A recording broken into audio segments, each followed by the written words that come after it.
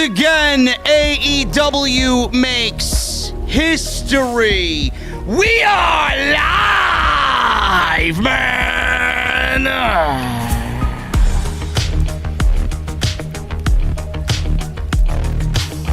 20,177 paid in attendance in New York City to watch what was the best professional wrestling show on national television in 2021.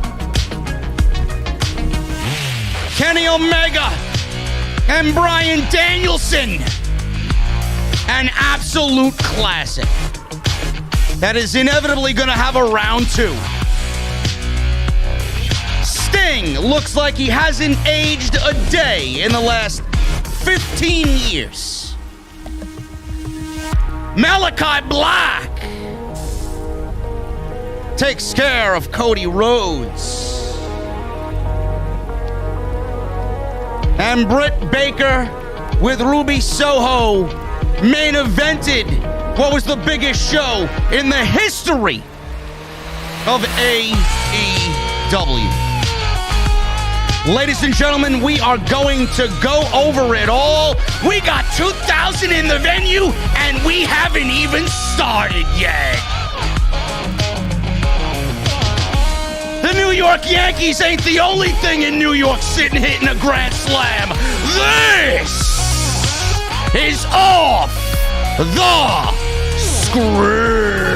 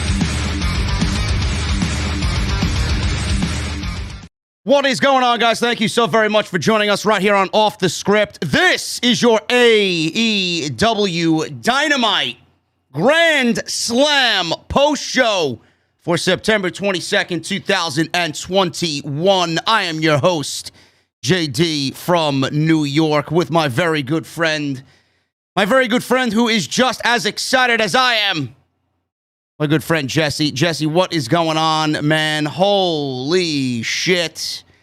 It was everything that we expected, everything that we anticipated. AEW shows up in my hometown, in my backyard, bro, and like Giancarlo Stanton, bro, hitting grand slams right in my backyard. Legitimately 7 minutes away from the venue is Grand Slam. What a night. What a match with Omega and Bryan Danielson. And I said this time and time again, bro, when we were together in Chicago. History was made then. AEW continues to make history. They are not done by a long shot. But tonight, the biggest show in the company's history. Another historic evening for Tony Khan and AEW. I didn't see a Von Wagner. First of all, hold on. Number one, fix your microphone. Number two, you're mentioning fucking Von Wagner on Wednesday. Where was Von Wagner? I don't give a shit. I still don't even know what the fuck a Von Wagner is. Fix your microphone, Von Wagner. I watched this whole fucking show waiting for Von Wagner. Jesus fucking Christ. This guy's asking me about a fucking Von Wagner. Put the lotion in the bag. Never mind. Never mind. This was great, man. How do I sound now, man? You still sound like you're in a fucking tunnel, bro. I don't know where you are. I got you, man. Watch this. This guy's asking me about Von Wagner. How's that? There you go, Von Wagner. Yeah, thank you for where's fucking Von Wagner? Thank you for putting the lotion in the basket. Okay. Yeah, I was promised some Von Wagner action tonight. I got none. Listen, man, we got fuck Von Wagner. We got Kenny Omega and Bryan Danielson, man. History tonight. It's amazing, Jesse. Honestly, it's an amazing ride to be a part of, bro. This is as excited I think you and I have been for professional wrestling since the height of NXT. Clearly, that's no longer around anymore. And AEW is they're churning out shows and they're churning out these dream matches with so much more yet to come. It's absolutely breathtaking to be a part of. It's so fun, man. You know, it's for the longest time you get used to coming on here and trying to break down the show and what happened and why it happened this way and what you didn't like about it.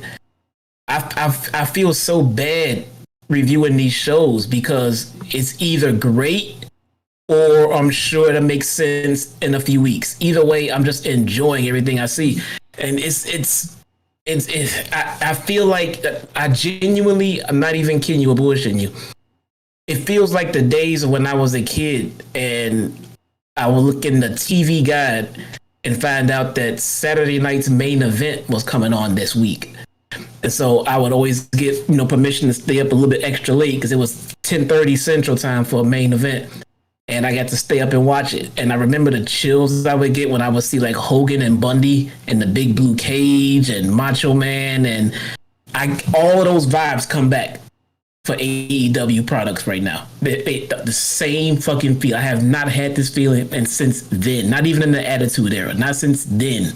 It's fucking great. Wrestling really is back. And it's no longer a reason to be embarrassed to be a wrestling fan. No, that's for certain. Tony Khan has made pro wrestling cool again with AEW. Bro, I'm not hearing anybody about the hot shot booking tonight. Where are these geeks at all week that they've been coming at me? Oh my God, it's hot shot booking, Brian and Omega. Where are these geeks now? I don't hear anybody tonight about hot shot booking. Where are they? I was pretty much in radio silent on Twitter for this show, man, because I just wanted to enjoy the show. I did put one tweet out. But seriously, I just wanted to enjoy it. And that's where the trolls are. The trolls are on Twitter complaining about every successful thing that AEW does. I think the Bucks put it perfectly. The goalpost movers. No matter what they do, somebody will be right there to say, well, you didn't do this. And then they'll do that. Well, when you didn't do this, then they'll do that. So they just want to see them fail. I want to see them succeed. So I'm enjoying all of it, man. If it's flat out terrible, it makes zero sense. I'd be happy to call it out. But my God, putting Kenny Omega and Daniel Bryan at the front of the show, was it a ratings grab? Yeah, I would say it's a ratings grab, but I wouldn't say it's a knee-jerk ratings reaction to something. Listen, it was done to generate ratings, but it wasn't done because of another company. No. And I'm sure we will talk about this as the show goes on. This was made very well apparent about what Tony Khan did tonight, doing what he did on this show by having them open the show. And I think the ending played into that. And you could see that the ending of that match played into what went on first and what went on last. And I have no problem with that, but we will certainly talk about all of that as we get on with the show. We got two $99.99 super chats, two $100 bombs in the chat. You guys are fucking unbelievable, man. I haven't even said anything yet. Jesse hasn't even started yet, and we got two $100 bombs. And I'm not forgetting about Munchie Time. He dropped a $50 bomb. You guys are awesome.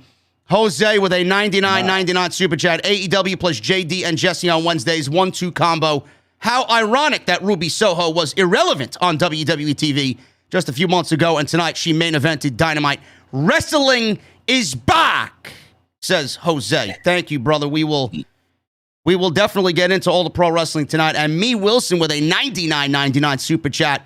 This was a great show tonight, and we are just getting this AEW week started. This is going to be a great review I liked the ending of Kenny and Bryan. It was booked perfectly. Omega or Bryan should not have lost clean from day one. I said AEW is going to be fun. Good job, guys. Awesome, awesome stuff. Thank you guys very much for the two $100 bombs. I really appreciate you all being here tonight on the podcast. Jesse, there was a stat that went out tonight during the show. This was the largest non-WWE pro wrestling event in the United States or Canada since July 5th, 1999.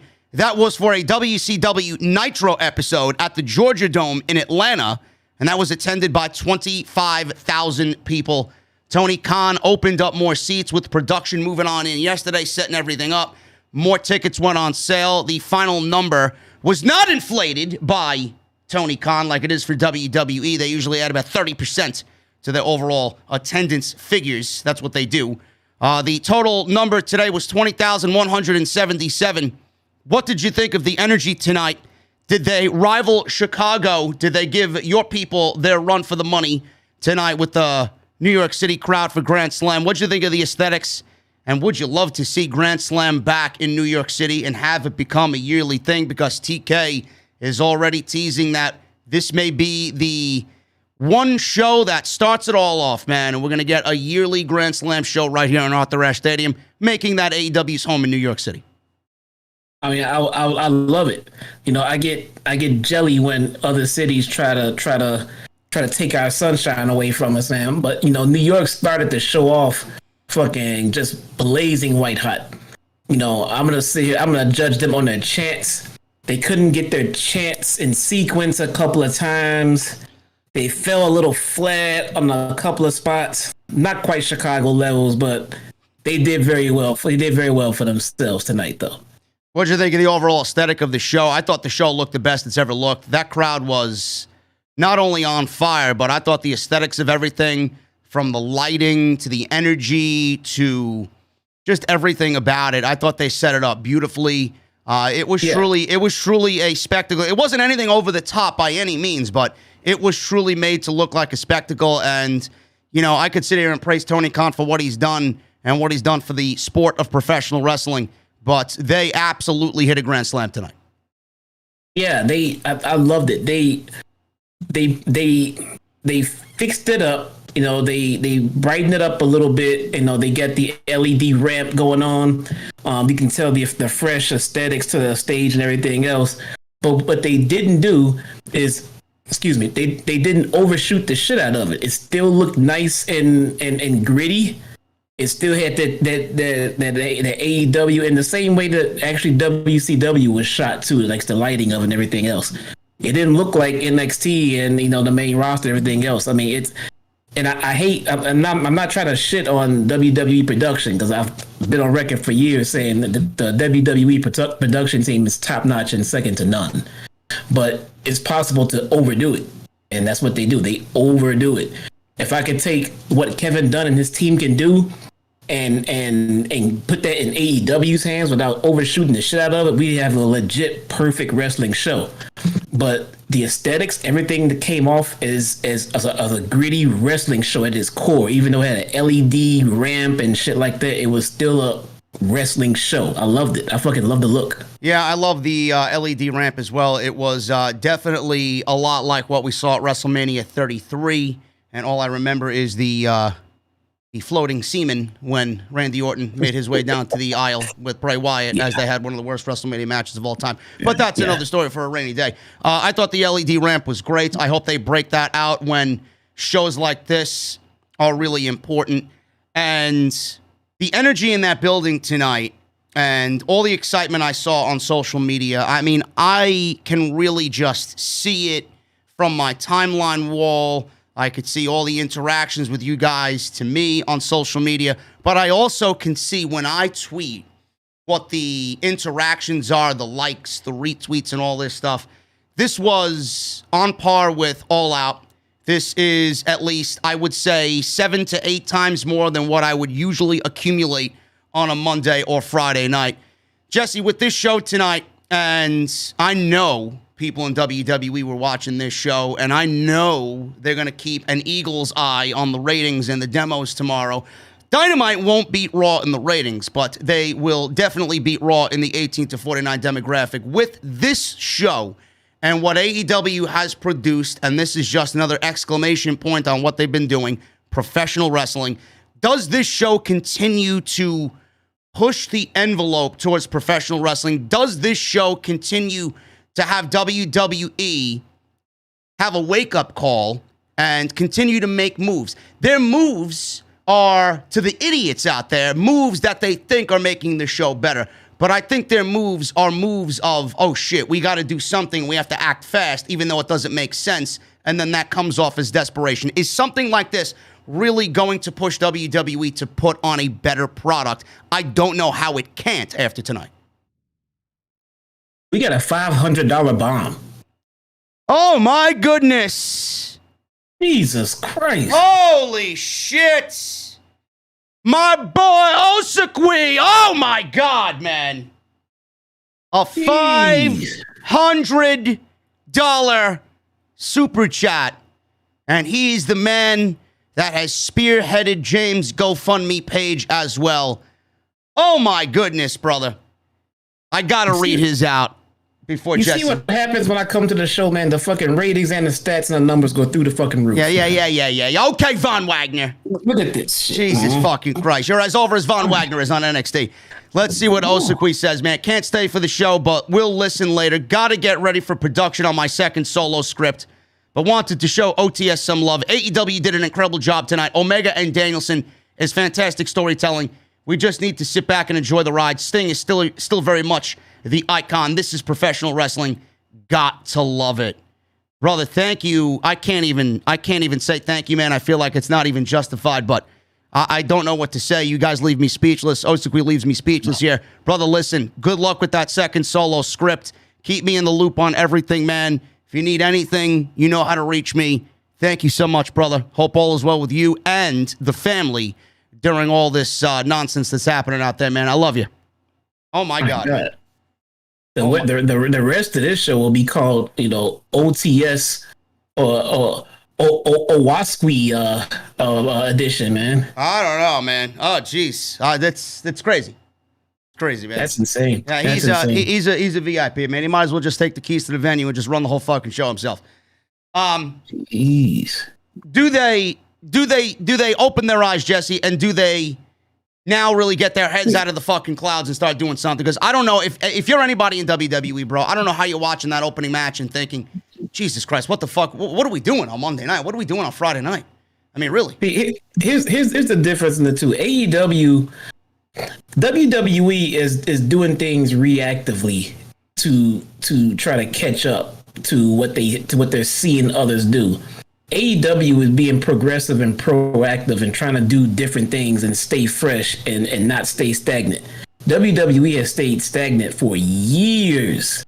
How many just random rematch editions of TV have we gotten with this company over the last 2 years? I don't think WWE is capable of keeping up if they continue this model, because all you're doing is trying to just catch up to what you just saw on TV last week. Oh, they had a big show. We'll throw a big show together. We'll give them Roman and Big E and Bobby fucking Lashley. Okay, that's great. That's a great fucking match and a great main event. But what next week? Now what? I mean, that match should have taken you through 3 or 4 weeks of TV without actually giving the match. Their plan is to give us that match 3 or 4 fucking times. It's not how you do it. I mean, if you watched last week's show and saw the show that they put on, and you come back next week and you're going to say, well, what happened to that last fucking show we put on? They can't do that every week. They have to shift around the fucking roster to get the show that they had last week. Bro, that's what I said. That's what I said on Monday. I mean, when Roman is not there, what are you going to do now? What are you going to do? What are you going to do? They can't. And right now they're being they're trying to, okay, well, AEW had a great show. Let's do a great show. AEW did not have a great show. AEW is executing long-term booking. Yeah. And they're progressing with their stories and everything else. All this excitement and everything else that we got. What did we get tonight? We didn't get Miro, the undefeated fucking champion. Bro, we didn't get Miro. We didn't get Jungle Boy. We didn't get Sammy. We didn't get LAX. Yeah, we didn't get the tag team champions. We didn't get LAX. We didn't get Eddie Kingston. Shit. We didn't get John Moxley. We didn't get Moxley. We didn't get shit. And look at the show they put on a WrestleMania caliber show tonight. That's how deep this roster is. They can put on a show like this and not even touch a good 5 to 6 to 7 qualified main eventers on their staff. Unbelievable, man. Tony Khan even said today that I think people should really dumb down the talk about the inflated roster. He's like, what I have right now is a very good problem to have. And yes. I absolutely agree with him, because look at what he's doing tonight, and then look at what he's doing on Friday, which is its own pay-per-view at 10 p.m. on Rampage. Yeah. Its own pay-per-view show. Yeah, look at the chat. No Adam Cole. No Young Bucks. Adam Cole, yeah. Look at this shit. No Lucha Brothers. No Lucha. I mean, none of these fucking people were here. You could take whoever was not on this show tonight and only book them next week and put on a just as equally as good show. It's amazing, man. I love what's going on here. I have very little to complain about as far as what Tony Khan is doing, and we are going to go over it all. I want to say, first of all, before we get into anything, thank you for the super chats already, guys. Get them on in. We'll hang out at the end of the show. You guys know that the bar is open, so get them on in, and we'll hang out with some cold beverages at the end of the show. But I had a meet and greet today, an OTS VIP meetup right here in Queens, in Forest Hills, just right up the street from the Forest Hill Station House. Had to be at least 50 or so of you guys coming on out to just celebrate professional wrestling. I know it was thrown together last minute, but I want to say thank you to everybody. I appreciate everybody that stopped by. I had some really good conversations with a lot of you. Issa showed up in the, I guess, last hour and a half before she had to go to the show herself. So it was nice seeing her and catching up with her. And it was awesome. Sapp came through as well, Sean Ross Sapp. He was always very nice to me when we talked about whatever was going on with, whatever situation he ran into early in the week. He's always been nice to me. So he showed up there. And I want to thank everybody that showed up. My boy Vandelli showed up as well. So he bought me a couple of beverages. I'm very appreciative of that. Buddy showed up. He's a OTS VIP. He's somewhere in Arthur Ashe Stadium right now, doing whatever he's got to do, watching Rampage. But I want to say thank you to everybody. We got at least over 50 of you guys coming on out. It will not be the last time, because AEW is heading to Minneapolis, Minnesota, and I may be attending Full Gear. So we may be doing Full Gear in November. So I will keep you guys in the loop on that for sure. But thank you to everybody that showed up today. Thank you for the 3,000 here on what is a very major and historic night. Follow me on social media at JD from NY206. You guys can follow me on social media there. If you guys want to follow Jesse as well, please do that. Please hit that thumbs up. We got 1,000. We haven't even gotten to the review yet. So if you guys can do 1,000 before we get to the review, I want to see at least another 1,000 before we get the hell out of here, man. So make sure you guys go and do that. 2,000 likes is the goal on the live stream. Please do that. It helps everybody out, and it helps me out.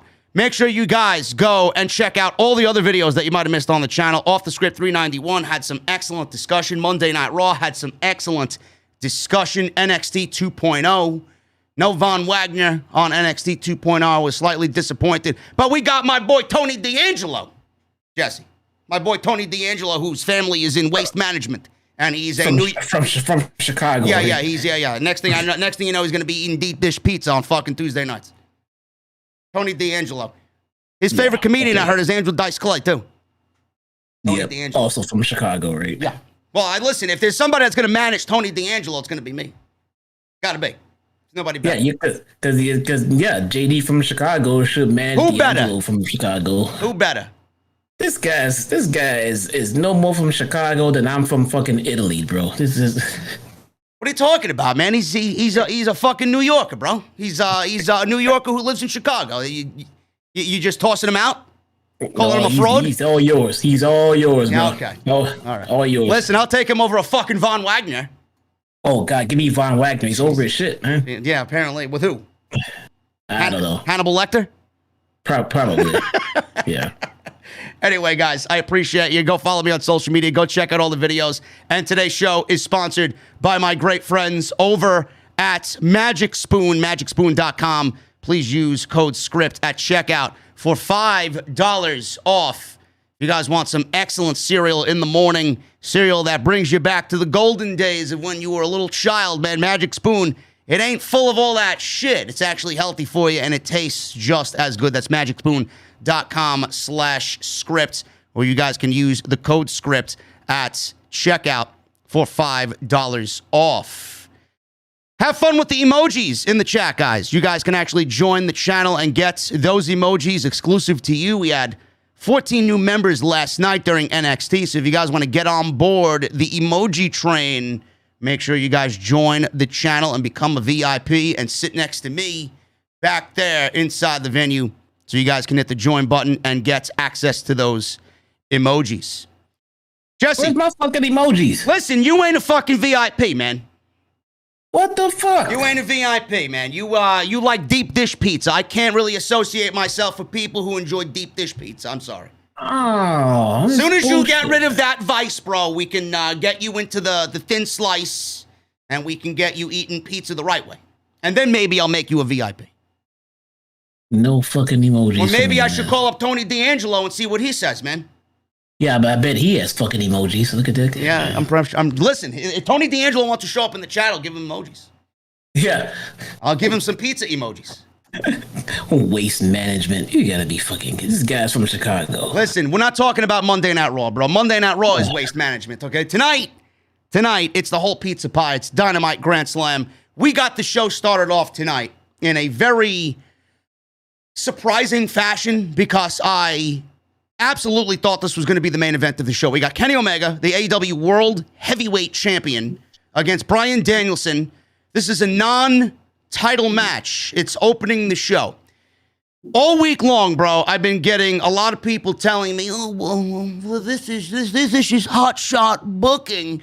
How can you complain about this but not complain about Big E and all this other show? How could you complain about Big E and not complain about Kenny Omega, vice versa, and all this other shit? I got it from both sides. Never mind the WWE side. Bro, you've listened to me for the past, I don't know how many fucking years. You heard me undoubtedly this week. There is no fucking hotshot booking here. You know what I've said the last 3 days. Can you please, in your own words, on top of what I've already said to these people, explain to everybody why this was not hotshot booking? It was not. It was quite honestly a pretty brilliant way to get us Danielson and Omega in the ring together now, because when you have stuff like COVID, when you have stuff like you're back to a traveling brand, so they're working much more.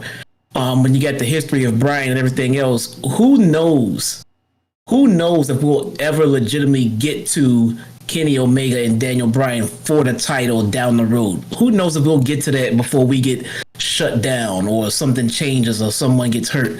You got it right now. You can make it his first match in AEW. And it's not hotshot booking because there is no title on the line. You're not going to hotshot a title to someone who's, the hot star right now and continue. No, the match is just a non-title match. It's an exhibition match. It simply is the match that all of the fans want to see, period. And he gave us the match without affecting anyone's stats, without affecting anyone's standings for the title, and not affecting anyone's win-loss record. It was a pretty brilliant move, and they left an open ending where they can now revisit said match further down the line, and the title can be on the line, and it will happen. And they'll reference this tie that they had tonight, and then they'll take that and use it as momentum to the next match, which will be a title feud. WWE booked what they booked and did what they did because they needed something shocking and something different and something to spike the ratings because they lost in the key demographic that gets them the money that they need from sponsors. That's the difference. We would have gotten this show no matter what the ratings were last week, no matter what WWE did, no matter what happened. This is always the plan once they knew they had Bryan coming in and everybody else coming in. And it's hard. It's hard to get that kind of match and get it in front of people without people like the naysayers saying, well, oh, how come Bryan gets a title match so fast? He doesn't. It's a non-title match. The fans get the match they want. and no one else is affected by it. And now we can move on with long-term storytelling. Before I get into what I wanted to say, after you had so beautifully told everybody why it was not Hot Shot Booking, Paul Wu with a $150 bomb tonight. Oh, God. Paul Wu puts us over a beautiful limit tonight. Let's keep the train rolling, guys. Paul Wu says, hey, JD, I love it when you roast the WWE apologists. They are a bunch of clowns. I appreciate everything you do. Much respect. Paul Wu, thank you so much, my brother. Thank you so very much for the $150 bomb. Jesse, Hot Shot Booking, Big E, and his title win was something that came about in 2 days. That's Hot Shot Booking. WWE bypassed a lot of memorable possible moments. WWE actually ruined a first ever moment for Big E by not doing it when it really counted at WrestleMania. AEW has given us Bryan Danielson versus Kenny Omega, which is one of the biggest matches that you could possibly do in the entire sport of professional wrestling. First time in AEW in New York City in front of their largest crowd ever. This was the plan moving forward when Adam Hangman Page went to Tony Khan and requested time off. In comes Bryan, and he gets the match with Omega. And this, I don't know if a lot of people realize this, AEW only has 4 pay-per-views all year. This is supposed to be a mini pay-per-view on national television that's going to build the remaining weeks of Dynamite until they get to their next major pay-per-view. This is AEW's version of Saturday Night's Main Event. This is AEW's version of whatever WCW used to do with Clash of the Champions. This is that. Why would you not, for the first show that you're doing of this kind in New York City, where you're here for the first time in front of your largest crowd ever, why wouldn't you give us the biggest match that you could possibly do, which is exactly what we got tonight? Bryan was the plan, Jesse. Bryan is going to be the plan. Whether he wins the title or not remains to be seen. And like you said, it was a non-title match. Who gives a shit? People ultimately ended up complaining about Omega and Bryan Danielson in the ring and started to compare this being Hot Shot Booking to everything else that was going on. Are you people mental? That's what I took away from it. Yeah. Why?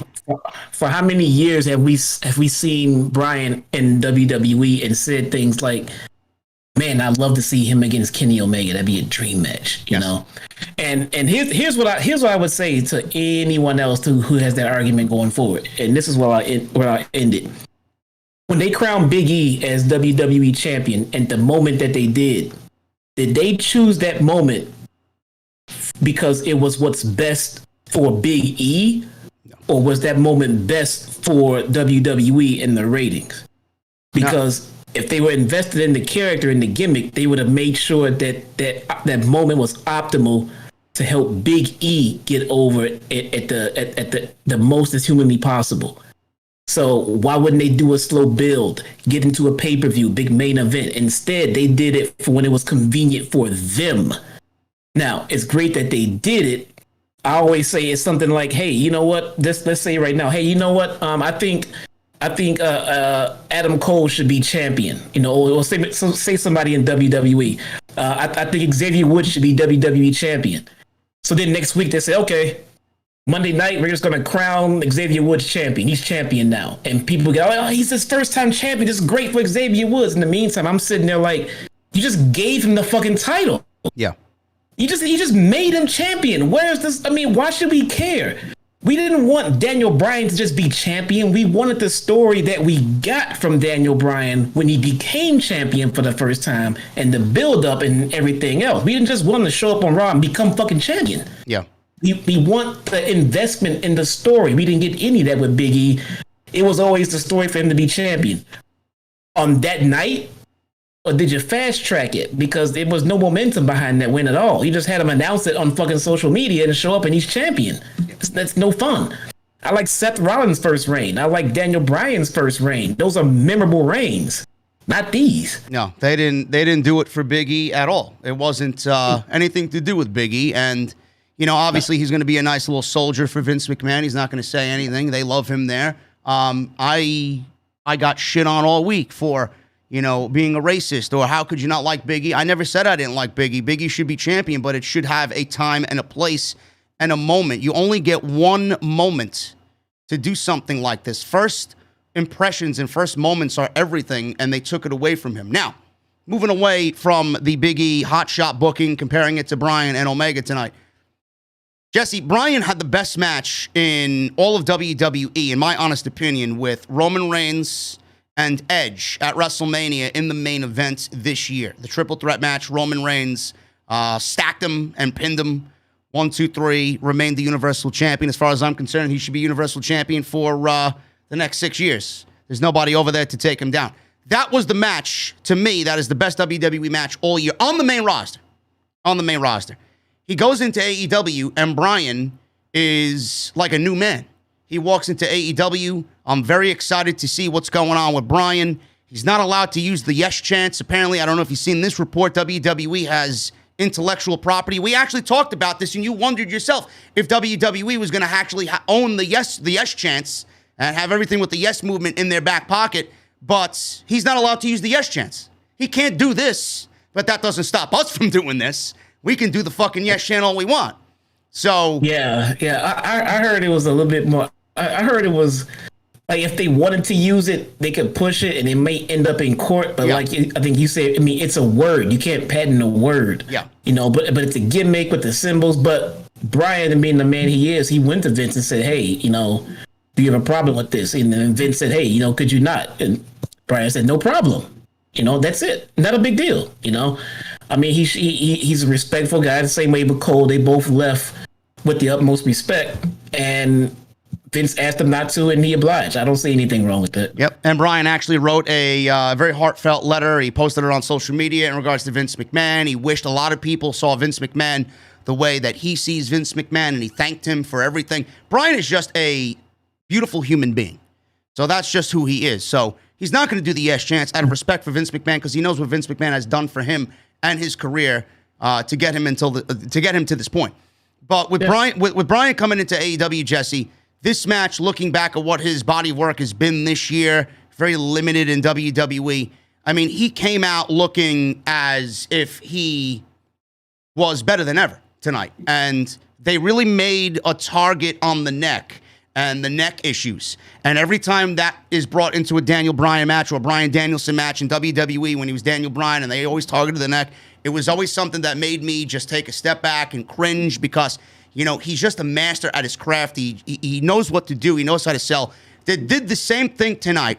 Omega was targeting Danielson's neck, and the history of the neck issues were brought up several times on commentary.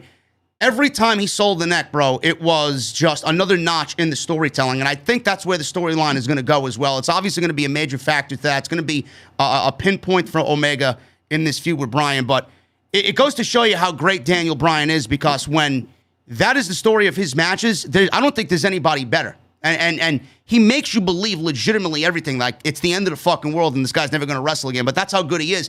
And that storytelling tonight really made me sit there and say, God, I fucking miss this guy. I'm so happy he's back on television. The master of work that he does, or the craft that he's just owned for this last several years, is just a beautiful thing to see.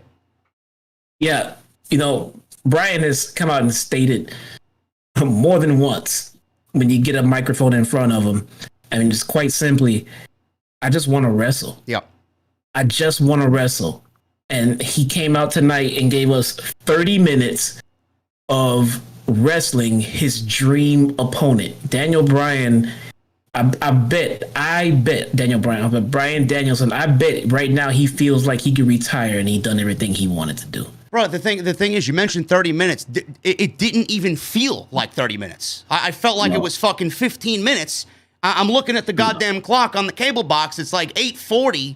I'm like, Jesus fucking Christ, I could watch these guys wrestle another fucking 35 minutes. Really? Yeah. I think they build off of this 30-minute match, and I think we get our first Iron Man match in their next match. Absolutely. I don't give a shit who's watching this, or if anybody... Iron Man match, 60 minutes. That's the go-to for Full Gear. That's it. The hour. Yes, they can definitely do the hour. And it really I had the same feeling I had when Ruby Soho did her interview post All Out, and you can genuinely feel the appreciation and the happiness from her. And I've kind of felt the same thing for Brian. He's getting to wrestle in a big stage in front of millions of fans watching across the world against his dream opponent. He couldn't be happier right now, and professionally, the man is enjoying his work. Did you enjoy the more aggressive style of Bryan Danielson tonight? Now, obviously, he made his name in WWE. He had to work a certain style. He wasn't able to do everything that he wanted to do. He had to cater to the WWE style of wrestling.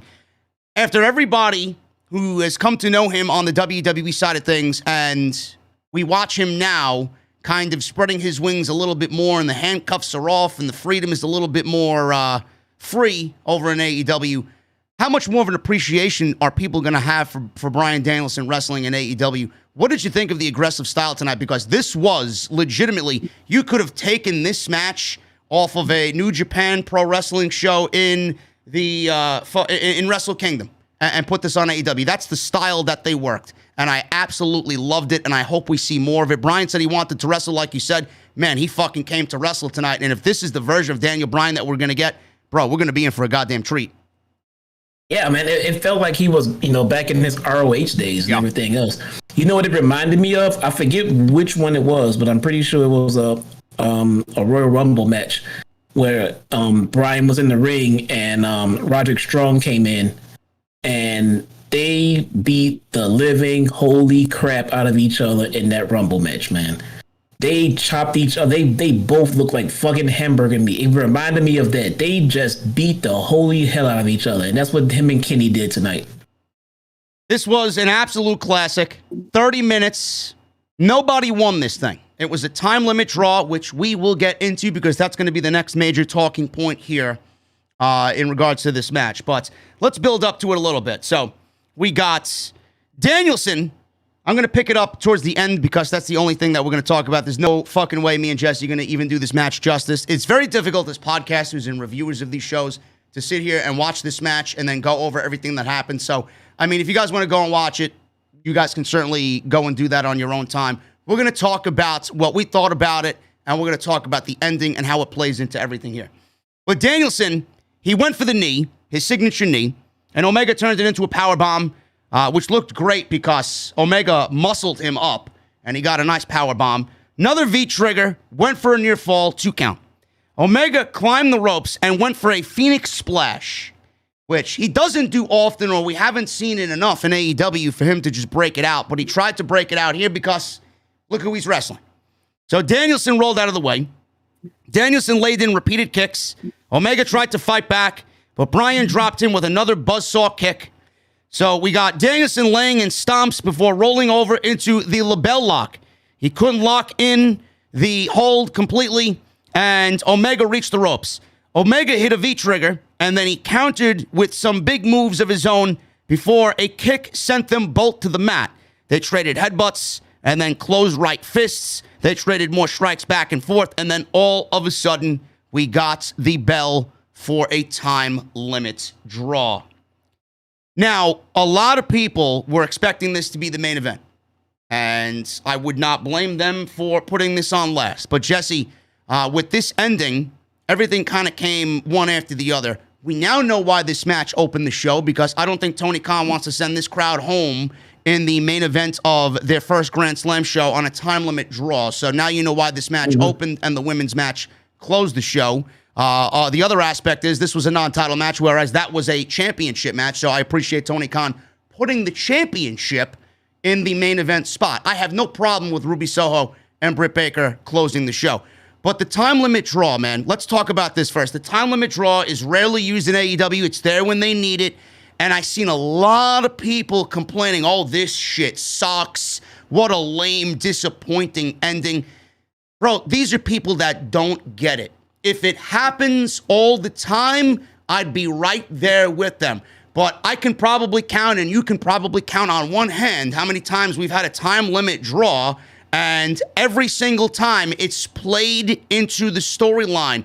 This is going to be the road to getting to that Iron Man match, I hope, at Full Gear. This was the only outcome that you could possibly do. Omega can't lose.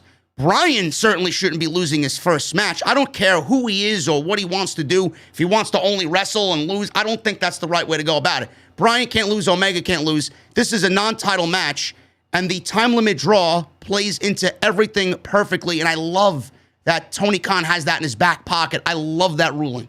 What'd you think? I love how, everybody wants a real sports-like feel. They want more of a realistic sports feel on these shows, which so do I. But if you ever watch a boxing match, how often do you get a draw or a split decision? I mean, it happens all the fucking time. All the time. So if we got 2 time limit draws in AEW's existence that I can remember, and people are complaining. And look at the match. I mean, the people who complain about that are they're just the people who are going to complain about something. And I don't like picking out, a few different complaints here and there and making it something to address when they are clearly in the minority, because it only happened twice. Maybe it happened again on Dark or something, but from my knowledge on TV, this is only our second draw. Yep. And this made sense. It got us the match we wanted. They didn't give us 2 minutes of Kenny and Bryan. They gave us 30 minutes of pure wrestling. And then said, hey, these guys are both equal. We'll revisit this down the road. Simple. Done. The other complaint I heard from people was that this time limit draw made Daniel Bryan. I keep calling him Daniel Bryan. I'm sorry. It's one of those things I just got to get out of my system. A lot of people were talking about Bryan Danielson going the time limit draw with Omega and it making him look weak because he didn't beat him and he didn't lose. The time limit draw to them, I think, is more of he couldn't get the job done. But I don't think that's the case, because the same thing would be said for Kenny Omega. He couldn't beat Bryan Danielson. So I don't get why people are complaining about this. That's a lame excuse on your end to use that as your excuse as to why you didn't like the match. Oh my God. Yeah, it's, again, you can't stop people who are going to complain. You just let them show their true allegiance and their true colors when they complain about petty things like that. Like a time limit draw, like anything else. If it happened too much, we'd be sitting there complaining about it. But and that's what people don't get. Well, this happened in WWE, and you ripped it up and you trashed it because WWE has a tendency to do these things repeatedly, week after week after week after week after week. Some of these things are very normal wrestling tropes, and they are supposed to happen.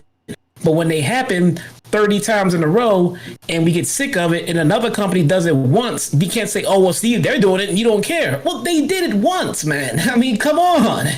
Just don't do it every week. Use it when it's applicable. Yeah, and that's exactly what they do. This match was absolutely fantastic. I haven't enjoyed a wrestling match like this, I think, all year, besides the last match that Bryan was in with Edge and Roman Reigns, or what Roman was doing with Bryan. When they did one-on-one, Roman versus Edge was great. I love the Walter versus Dragunov match at the last TakeOver. There are things here and there in WWE that I thought have been great. None of them, maybe the Walter match, but, I mean, that's in a league of its own. I mean, those guys are just fucking incredible. These guys are incredible, too, but this was probably the best televised wrestling match all year. They opened the show, rightfully so. You got to get the ball rolling with these guys. These are your guys, and it's inevitably going to lead to a round 2 with these guys at Full Gear for the AEW Championship. Does Bryan win the title, and does he beat Omega, or does Kenny Omega add Bryan to his list of casualties, and do we get Adam Page winning the championship at Revolution? And we're pushing it back just a little bit because now we got a month and a half of Bryan and Omega, and I can't fucking complain about that. We get this Iron Man match, or whatever the match is going to be, at Full Gear, and then we get Paige coming back into the fold. He makes his presence known, and where they had that incredible tag team match with the Bucks a couple years back at Revolution, he wins it in February. Do you see that still being the plan, Jesse, for Paige to take Omega down, or are you giving the title to Bryan? Yeah, no, it's still going to be Paige. Here's a prediction I'm going to make right now.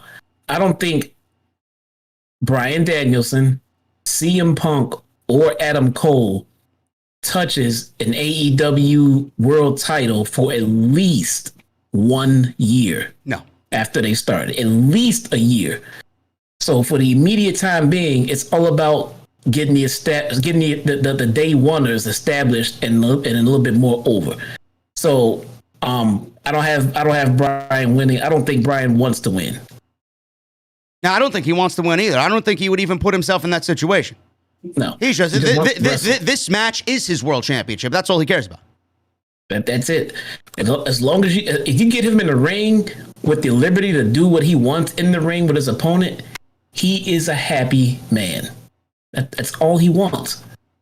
And I don't know how anybody would think Bryan losing to Omega in an Iron Man match that goes nearly 60 minutes is him losing, or him losing being a bad thing. I mean, if you're in a fucking match with Kenny Omega for 60 minutes, I mean, I don't know how anybody could look at anybody else as being a loser. Really? No. But you're not a loser. No. But this match was fucking incredible. It was a classic. I'd be very curious to know what Meltzer's going to rate this on his so prestigious star rating. The crowd, Jesse, if I can make a correlation with this crowd and how fucking crazy they were, everybody was legitimately on their feet for 30 minutes. It almost reminded me of The Rock versus Hollywood Hogan at WrestleMania in the Skye Dome, about how crazy it was. It might not have been as crazy as that, because that was 60,000 people plus, but it was very similar. The similarities were there as far as how hot this show started with these two guys in the ring. Everybody ate literally everything these guys did. I did get 18 feels from this show. Yeah. But not from this match. I get those feels from another match. I think you know which one I'm talking about, too. Yeah, well, we'll get to that. But I did make some correlations there, similarities there to me personally from WrestleMania and The Rock and Hogan. But Danielson, Omega, time limit draw. After the match was over, the Young Bucks and Adam Cole ran out as Danielson and Omega continued to fight the Bucks. Pulled Bryan off of Omega and then eventually double super kicked him. Then Christian Cage and Jurassic Express, Jesse's favorite new wrestler is Jungle Boy, after the new evidence about how he and you-know-who met and started their romantic fling. Right, Jesse? You love Jungle Boy and his hair? And how over he is, right? He's never going to get over. He's never going to get over. With who? No. You? Jungle Boy. He's terrible, man. He does nothing right in the ring. Listen, bro, we gotta start playing beer pong. Yeah, at the AEW barbecues, man. we gotta get invited to AEW barbecues and start playing beer pong. We have to. I mean, look at the prizes that Jungle Boy came out of there with, man.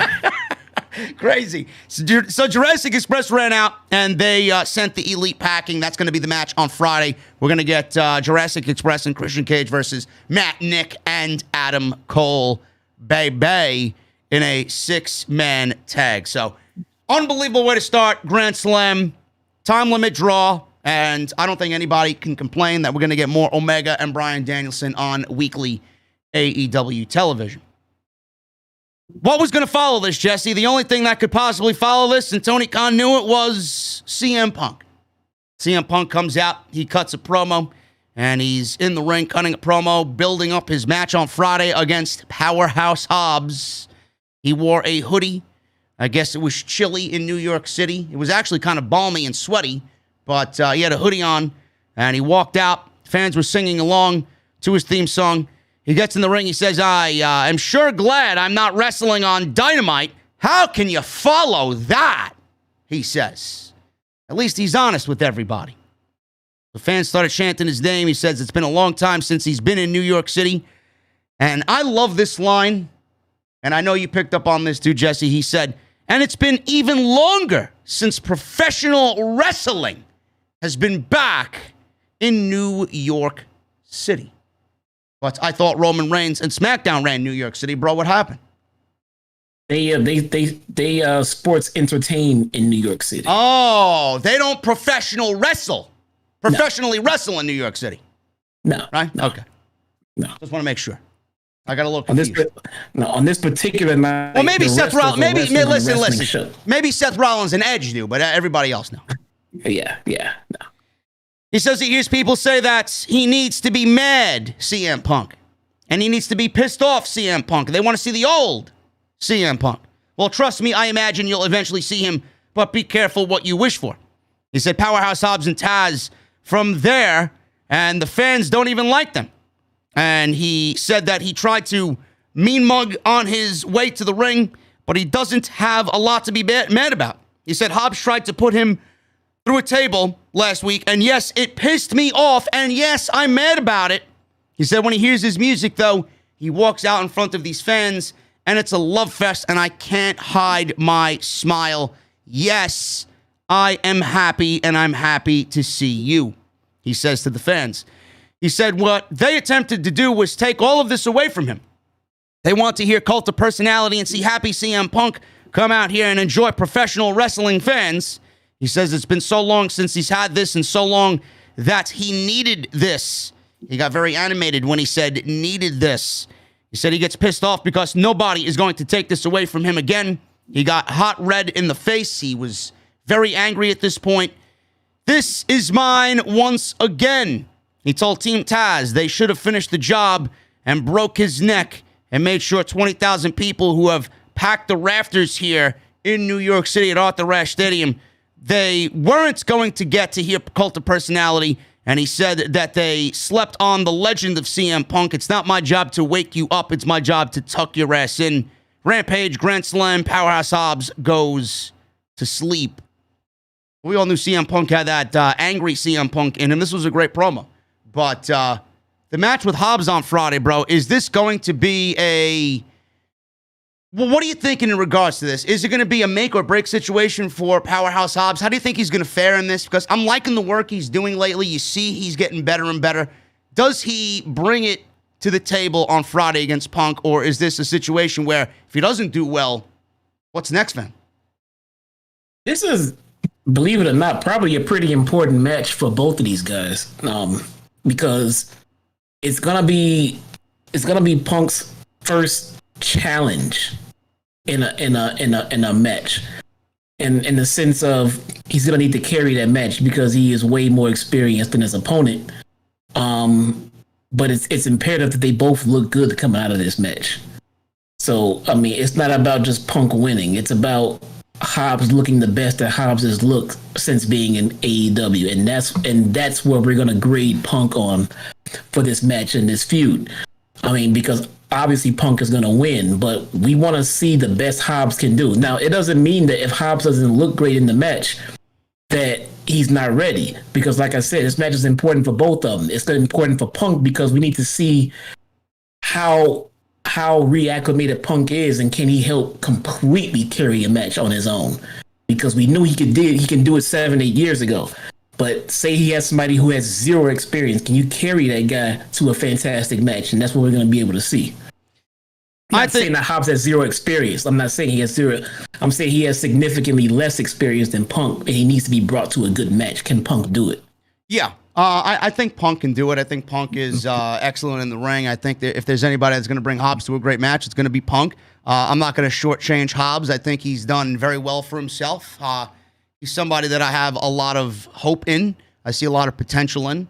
But moving away from Hobbs, hopefully he gets the job done on Friday, and we can sit here on Friday, or I could sit here on Friday, and I could say, listen, Hobbs got the job done. He passed the test with flying colors, and he's continuing to move up the ladder in AEW. I hope that's the case. The thing with Punk is, I know everybody loves Punk being back. I think the love fest is kind of getting a little, overstaying its welcome-ish. But I'm happy to see, Jesse, I'm happy to see angry Punk. I want more people to start, interjecting themselves into Punk shit, trying to take away all of this from him, wanting to be the first to beat him and take this away and kind of make their stamp on his behalf. That's what I want to see. And in turn, I want to see an angry CM Punk. I want to see, motherfucker, I've been away for 7 years. I'm back. I'm finally happy. You ain't taking this shit away from him, away from me. And that's exactly what we got tonight. That's the Punk I want to see. Do you think we're going to start to see a little bit more of that CM Punk? The Punk I want to see, we might. But the Punk I want to see, I just want to see a Punk that gets completely involved in a storyline. Yeah. He had a match with Darby. He didn't get involved into a storyline. He had a great match. He had a great little back and forth. And it seems like they're getting Punk deeper into the storyline with Team Taz, because it seems like he's going to go through Hobbs, Hook, and it feels like the end game is Ricky Starks, which is where it should be. And if that's the case, then that is a proper storyline for Punk. I just don't want to see him have a great match with Darby, have a great match with Hobbs, and then move on to the next talent he wants to work with and have another great match. No. If he beats Hobbs, or when he beats Hobbs, how does he beat him? Does Hook get involved? Does Starks come in? Does Taz get involved? I kind of do want to see him get more intertangled. I don't want to see him versus Team Taz for the next month and a half. No. But I do want to see him get a little bit more deeply invested into a feud as he progresses. And it gives us more to cheer for when he comes out, rather than just, hey, Punk is back. No, Punk is back and dealing with these heels. And so now that gives us more to cheer for, and we'll get there.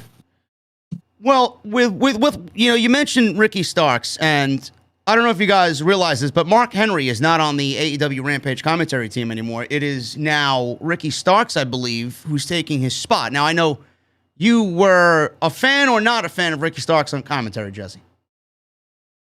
I was an absolute zero fan of Ricky Starks on commentary originally.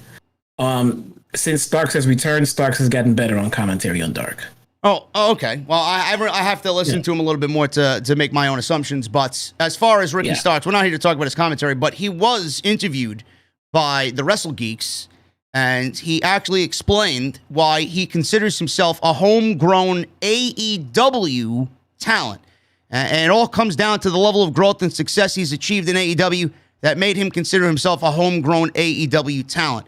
He says this, and I quote, "I do consider myself an AEW homegrown talent. I'm not saying I'm discrediting the stuff I did in the past. NWA was a great time for me, and I do value it, cherish it, and I think it did help me out. But at the same token, I didn't get the same type of success and improvement and growth that I've had in AEW. So a lot of people are yelling and angry that I seemingly crapped on NWA, but that wasn't it. The point of it is that in AEW, I've had my most success. I've had my most growth. I've had my boundless opportunities to what I do and what I want to do ultimately. And you could argue that I was popular from NWA, but I don't think I was. I don't think everyone knew who I was compared to AEW." End quote. I don't know who is angry with him saying that he is an AEW homegrown talent over an NWA, because, Jesse, he is absolutely a homegrown AEW talent. He's in the discussion with Jungle Boy and Darby Allin and all those guys, Sammy Guevara, MJF. He's in the conversation with all of those guys, Will Hobbs as well. I feel like if you are somebody like Ricky Starks and you call yourself an AEW homegrown talent and you came from NWA, which was, let's be real, it's a relatively unknown, it's a dead company. You're not going to call yourself an NWA homegrown talent. You're going to call yourself an AEW homegrown talent. And what I look for and what I really define as a homegrown talent, where you've had your most success, where you've made your most impact, where you've grown your fan base, and where you've won your championships. He hasn't really done any of that in NWA. Under Tony Khan, he's absolutely going to continue to do that. And when all is said and done, he's absolutely going to be known as an AEW homegrown talent. Do you agree with that? Be honest, I mean, no. I mean, look, in the instance of Ricky Starks and pretty much a lot of the people on the AEW roster, Tony Khan is doing exactly what Triple H has done, and he's taking extremely talented guys from the indies with no TV experience, bring them in, teach them how to work TV, teach them how to work the company style, and then make them stars.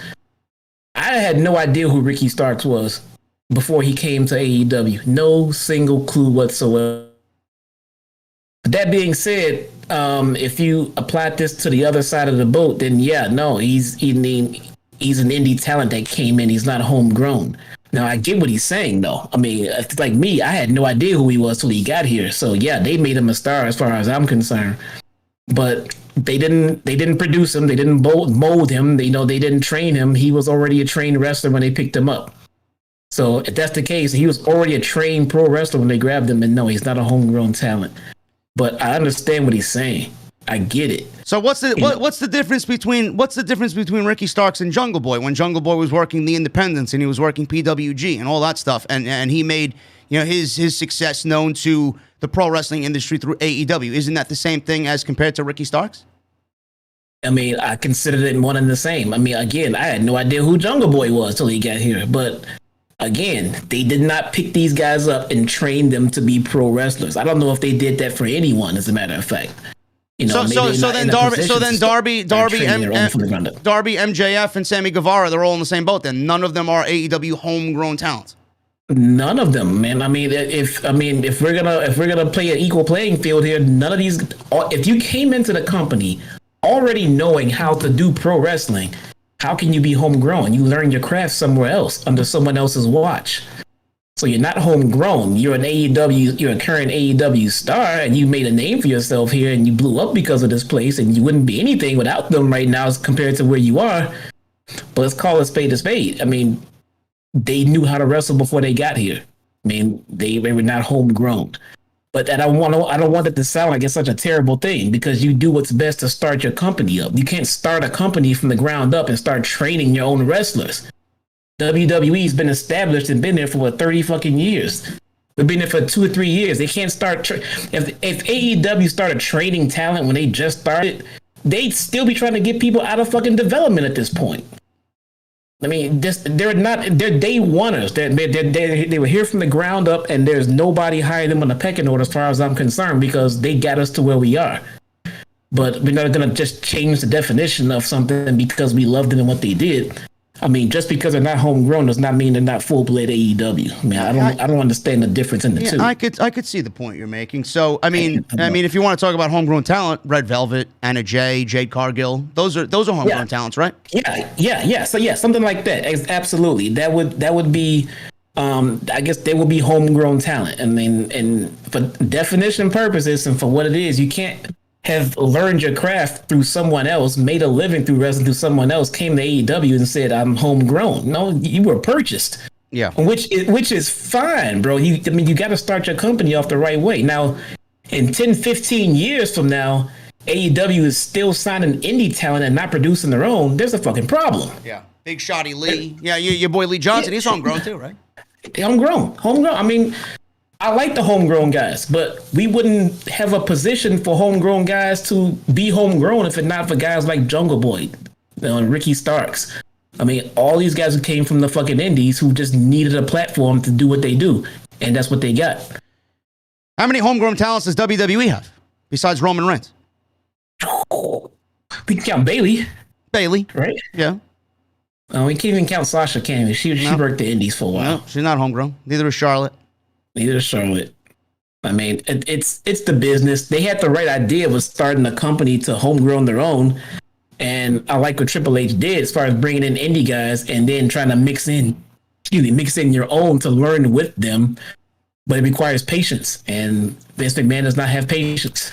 Bro, listen, you know who else is homegrown? Who's that? Von Wagner. Oh, man, that guy Von Wagner is homegrown, bro. That guy is over, man. We need Von Wagner. You know who else is homegrown? Tony D'Angelo, bro. He's homegrown. Bro, can we get Von Wagner t-shirts printed up? Did they already patent that shit? I don't know. I need a Von Wagner shirt. I'm still fucking wanting to know what the goddamn fucking meaning of Von Wagner is. What's a Von Wagner? It's a Von Wagner. I'm liking it. The more we make fun of it, I'm starting to like it now. I don't know, man. Listen, I'm gonna get this guy over. I'm gonna get this guy over big time. Watch. Yeah. This is the thing now. Somebody in the chat just said Brock Lesnar is the greatest homegrown talent in WWE history. Probably. What about Ronda Rousey? Oh, Rousey? No, Ronda's great. But, I mean, if we're comparing accomplishments of homegrown talents, Brock Lesnar is the number one end-all be-all in WWE. Oh, yeah. I would say so. Kurt Angle? Kurt's number 2. Ooh, man, Kurt's a close 2. Randy Orton? Kurt is, Randy Orton's up there with Kurt. Kurt is so fucking unique, man, in the sense of the speed at which he picked up this fucking business. I mean, within, I think it was like 1 year, he was WWF champion, right? Yes.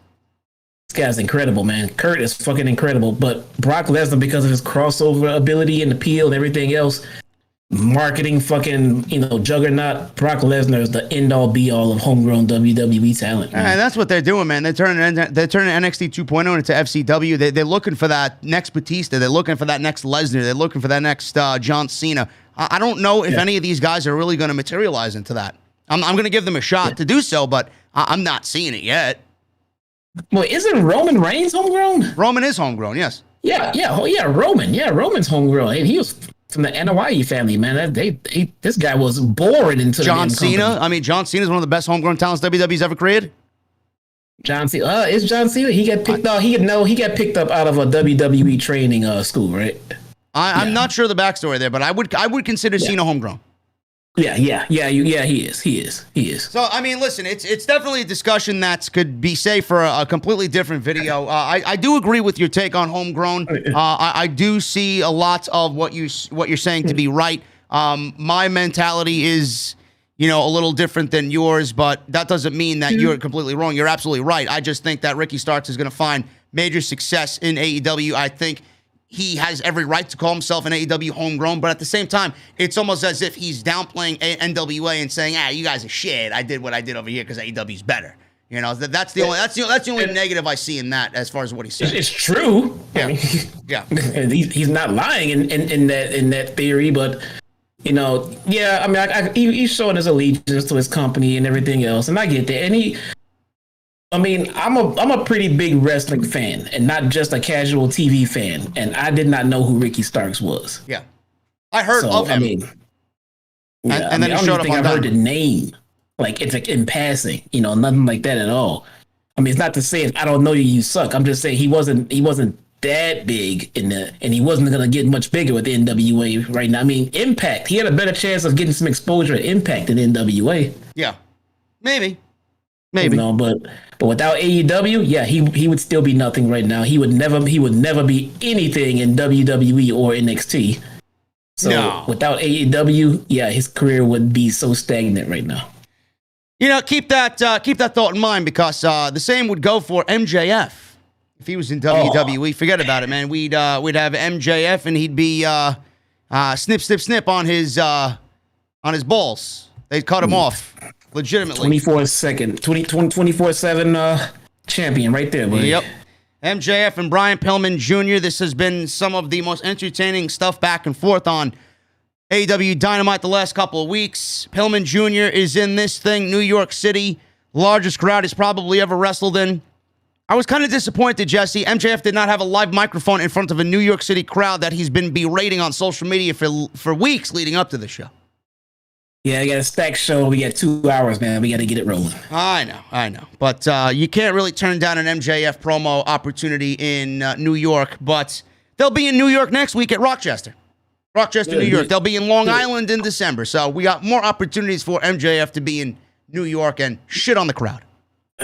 Bro, they're already tight on time.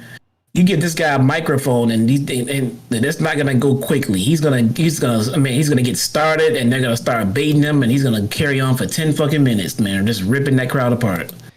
Now, I want to talk about the match, and then we'll get into the news, because I want to get your opinion on this, because it's big, and I'm very excited about the news, being that Pillman and the name Pillman is synonymous with the Hart Foundation, and there's been some news in the Hart family regarding Owen Hart. I want to get into that, but this match, MJF and Brian Pillman Jr., very good. It wasn't a blow-away match or anything. It was a nice undercard match to kind of be a come-down after that incredible open, and then CM Punk cutting a very spirited promo.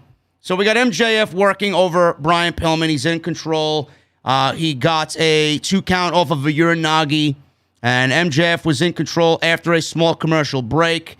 And Pillman did make a comeback eventually, rammed MJF's head into the turnbuckle 9 times, doing the old school, 10 against the turnbuckle, which is always a great thing to see. So he played up to the crowd. MJF elbowed himself out of some trouble. Pillman landed a snap power slam for a near fall. MJF then stood behind Julia Hart, who was at ringside. Pillman came to her aid, but MJF knocked him down, threw him back into the ring. Julia Hart was yelling at MJF. She shoved his face when he pointed at her chin, and he grabbed her wrist. Pillman then leapt over the top rope onto MJF and took him out. Pillman went for a springboard air Pillman as fans were getting back into this thing, hoping that he would win. MJF sidestepped him and converted the misstep into a salt of the earth for the tap out win. So he submits Brian Pillman Jr. Exactly what it should have been, Jesse. MJF was not going to lose this match after losing to Jericho at All Out. Hopefully this did Brian Pillman Jr. some good in the weeks leading up to this match and the build. He's a little bit more over than he was. Do you see Brian Pillman Jr. going on a singles run? And what's happening with the Varsity Blondes? Have you been keeping up with Dark, and where's Griff Garrison, or is this going to be the new Pillman that we see and no more Varsity Blondes? I have not watched Dark this week yet, so I don't know if Griff is out hurt. It's weird that he came out with Julia and not Griff, so I'm not sure. I don't see them breaking up and going off into singles right now.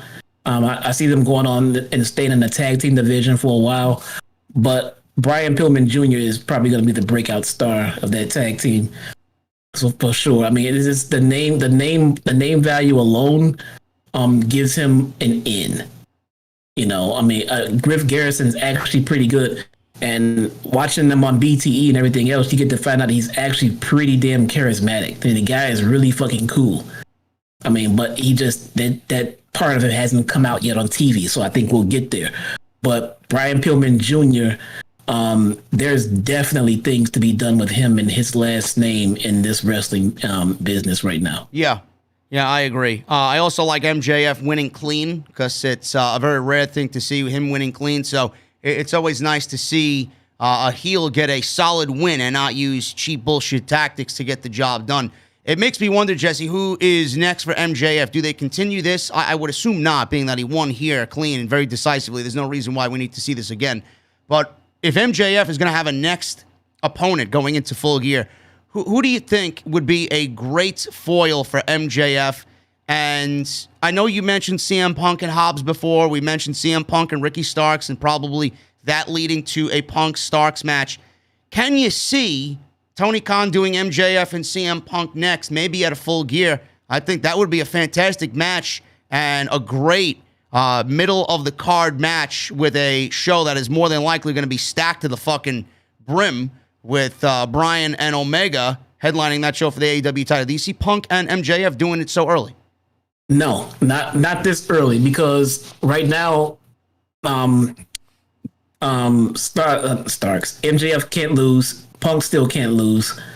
MJF does need a credible babyface to beat, though. That's the problem. He needs a credible babyface to actually beat, and someone who needs to get over more as a babyface, because MJF just brings this natural heat with him, and that's the good thing about him. You put him in the ring with someone you're trying to get over as a babyface, and MJF just comes with natural heat. So basically, don't feud MJF with Cody right now. What about, and I know they announced it tonight, Sammy Guevara is getting his TNT Championship match against Miro next week. What if Sammy wins the championship and wins the TNT title? Do we maybe get a redo with Sammy and MJF for the TNT Championship? That's money. That sounds like money. Maybe because I know we talked about it back and forth. I mean, Sammy has to win this match next week. He has to. Sammy should win, but after the promo Miro cut tonight, the backstage, but this guy, he's getting better and better to me every week. How can he has not cut a promo in I don't know how long without mentioning God and his hot, flexible fucking wife, man. Every time he speaks, man, I had my best friend Pete text me today. He said the same thing that I was thinking, and the same thing we talk about almost every week when we talk about Miro. You look at this guy speak, you look at the way he carries himself, and he's the TNT champion. He's just been on fire lately. He's completely on a different level. How do you look at this guy and then look at what WWE was doing with him? How do you fuck him up? Like it's so stupid to even think about. I can't even fathom fucking this guy up. No, it makes zero sense. I think that was also a part of the reason why Ruby was in the main event tonight. Since she was so grossly misused in their biggest show of the year, they put her in the main event of the show. I mean, just to show just how grossly underused she was. So, I mean, I wouldn't doubt that at all. How soon do we see CJ Perry? I thought she would have come out the last pay-per-view to be. I thought she would have came out of it All Out. I see it being a big reveal. I think when she shows up, it's gonna be at the brink of Miro about to lose his title, and then she comes in and saves it. Well, we may be on the brink of that with Sammy Guevara. This may be it. Maybe happening soon. So I do hope it's soon, because the more he mentions her, the more imminent it becomes. And I know her non-compete clause expired a long damn time ago. So it's just a matter of timing right now. But she's in all this promo, so now she's pretty much in canon as far as this storyline goes. So she could just pop up now and cost someone the match, and it will all make sense in the storyline. Well, we will see what happens next week with Miro and Sammy Guevara. I'm very interested to see what they do there. Sammy is very much over with the crowd, and I think everybody is ready for him to just break out on his own and win a major championship. But it's so difficult to even think that, because Miro is so good right now. It's definitely going to be too early to even start thinking about taking the title off of him because of how good he is. It's like Roman Reigns. It's not the same as Roman, but it's almost similar to Roman Reigns. You just can't take it. You can't do it yet. Nah, not yet. It's gonna be done, more sooner rather than later. But the more you drag this out, the more over Miro's gonna become for it. Yeah. Jake Hager and Chris Jericho, they talked about Ethan Page and Scorpio Skye, their two little boys who are about to get spanked or following a two-faced dipshit. Jericho said they made a mistake sticking their nose in their business. He said he and Jake are feral and hungry and rabid and ready to snack on some MMA meatheads. So get ready on Rampage. So we got Jericho and Hager versus Skye and Paige on Friday night. The match everybody was looking forward to, bro. The match everybody was looking forward to. Cody Rhodes and Malakai Black. This was a grudge match, as Malakai Black has fucked up everybody in the Nightmare family. Before we get into the breakdown of this match, you and I watched this match, Jesse, and we were not surprised by anything that happened in this thing tonight. And I think it was very well expected, or very much expected, when we got into Arthur Ashe Stadium. Malakai Black he's nearing territory where he's got so much organic momentum, it would be foolish to stifle that. And clearly what he's doing is resonating with the audience. For whatever reason, it's cool, it's dark, it's what's in now. He's great in the ring. Everybody loves the character and the music and this and that. Or maybe it's just the fact that they know WWE fucked up on this guy and we're finally getting the version that we should have got for the last 3.5 years. I don't know what it is. I'm just glad that we're seeing it. But at the end of this thing, you and I were both shaking our heads. Well, we told you so.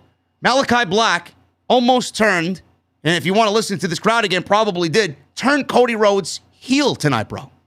Heel. Yep. I've been saying this shit for fucking weeks, and I've been eating shit for it in this fucking chat. I told everyone there that fucking Cody is overexposed.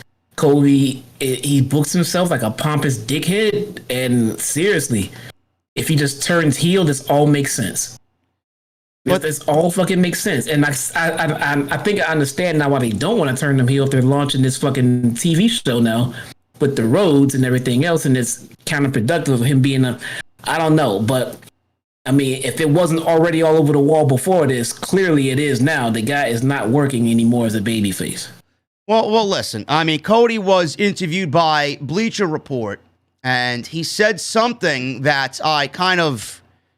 And I wanted to go over, I'm looking at my notes, I wanted to go over the Owen Hart situation. We'll talk about that after this match, but not to skip ahead. He was interviewed by Bleacher Report, and he said this in regards to turning heel. He says, and I quote, "To go from a warm reception to the type of reception that we got tonight, which is a negative reception, I'll retire before I become a heel. I'm not going to make decisions that are bad for our youth to see. That's the challenge. How do I maintain where I am when the crowd wants to get a different flavor?" he says. End quote. So he's going to retire, bro. He's going to retire instead of doing what should really be done. He's gonna fucking turn heel. He's not gonna fucking retire. They just brought in the most talented fucking wrestlers on the planet, and now he's gonna retire. No, he's gonna fucking go heel and go feud with Punk. That's the money. That's what I want to see. I want to see Cody versus Punk. Yeah, heel Cody. Yeah, I mean, it just opens up so many more doors for Cody Rhodes to be heel. Yes. Do it now. I want Cody on my TV. A heel Cody versus Punk. A heel Cody versus Bryan.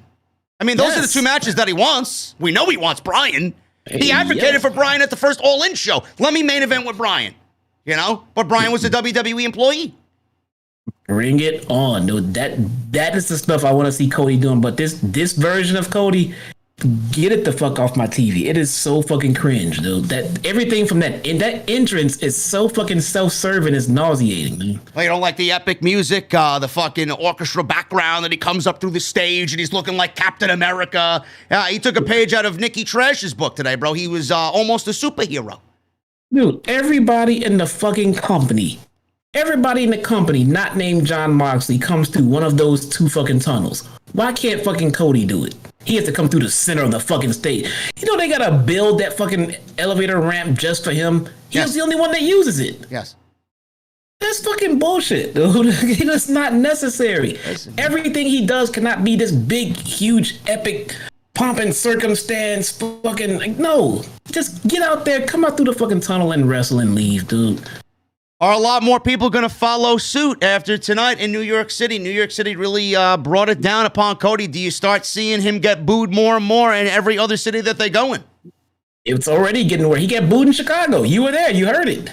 I know he got booed in Chicago. It's getting worse and worse and worse. New York, they was put it, way out there on Front Street. Now he got booed at a pay-per-view. Now he got booed on live TV. It's only going to get worse. They got to do something quickly. Get him off TV or turn him heel. Well, I don't know what happened tonight, bro. I mean, did Brandy Rhodes aid in him getting booed tonight? Because she made her unceremonious return, or was this just a cheap TNT plug for their new reality show? Oh, God. I think she got booed more than him, no? I don't know, but I was hoping she would take a black mask, I'll tell you that. Oh, yeah, that would have been epic, man. That would have put fucking Aleister Black over the babyface hump, to be honest with you. Yeah. I think Black is doing fine in his heel work. I really do. I think they put him in the ring with somebody who just the people don't like, and they love. People love Kenny Omega, and they booed him during the match where he's supposed to be booed when he was being a dick. Nobody booed Malakai Black tonight. Nobody booed Black. No, why should they? No, why should they? Black is cool. Yep. But the way that this match ended, do you feel like we have something that's now open-ended and we may get another match because Black absolutely took the low road here and spit Black Mist into Cody's face? Do we get another match? Now, Black has beaten Cody twice. Do we got to get the last match because of the way the match ended tonight? The last match in this trifecta, and Cody gets the victory. Look. So we may be back to square one all over again. Yeah, I think if they had ideas and plans of doing a third match, I think that shit gets scrapped by tonight's reaction. Or if they do the third match, it's going to be with a Cody heel turn. But they got to be careful with that because they don't want to turn Black babyface trying to turn Cody heel. They don't want to do a double turn. You know, yeah, good. Yeah, so I don't know. Maybe Cody takes this loss and uses it as a catalyst within itself to go turn heel and not include include Malakai Black in that turn. That's what I'm thinking, because you want to turn Cody, but you don't want to turn Malakai. So hopefully this feud is over. We don't have to keep on going. This is not Raw. We don't have to keep doing rematches on the same fucking feud. No, I'm about over it. I really am. I mean, Black has been in the company since June. He's made his debut in Miami or July, whenever AEW went back on the road. It was the first show back in front of fans. And now we're in September. We're going into October. He's been feuding with the Nightmare Family ever since he's come in. I'm ready for a Black Darby feud. I'm ready for interactions between Black and Sting. I'm ready for Malakai Black versus Jungle Boy. Anybody, really? Yeah, Jungle Boy. I'm ready for Black and Jungle Boy. So I'm over it just as much as you're over it. But the way that this match ended, the match was fine. Did Cody look a little rusty to you? I didn't notice any rust on it, to be honest. All right. No. Oh, he came out looking like fucking Captain America. That's all I really I know. He looks fucking ridiculous, man. Listen, man. Gee. Listen, he's fighting crime now. He looks like he's fighting fucking crime asshole. and ending racism, bro. He's He all comes over. up through the fucking floor with a cape and shit. He looks fucking ridiculous, man. I actually thought Buddy Murphy was going to come out and make his debut tonight in this match. That would have been cool. That's what I thought was going to happen. But regardless of that, Cody and Black, they were on the ramp. He hit a disaster kick, and he went for a springboard, but Black countered with a jumping knee. We're going to a commercial break.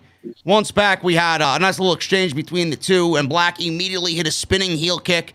Cody fell to the floor. Black couldn't even drag him back into the ring. He was out cold. Black eventually got Cody back in the ring, but Cody got his leg on the ropes during the cover. Black went for a running attack, but Cody used some of his speed or remaining speed that he had left, and he hit a chop block. He then hit a dragon screw on Black across the ring rope.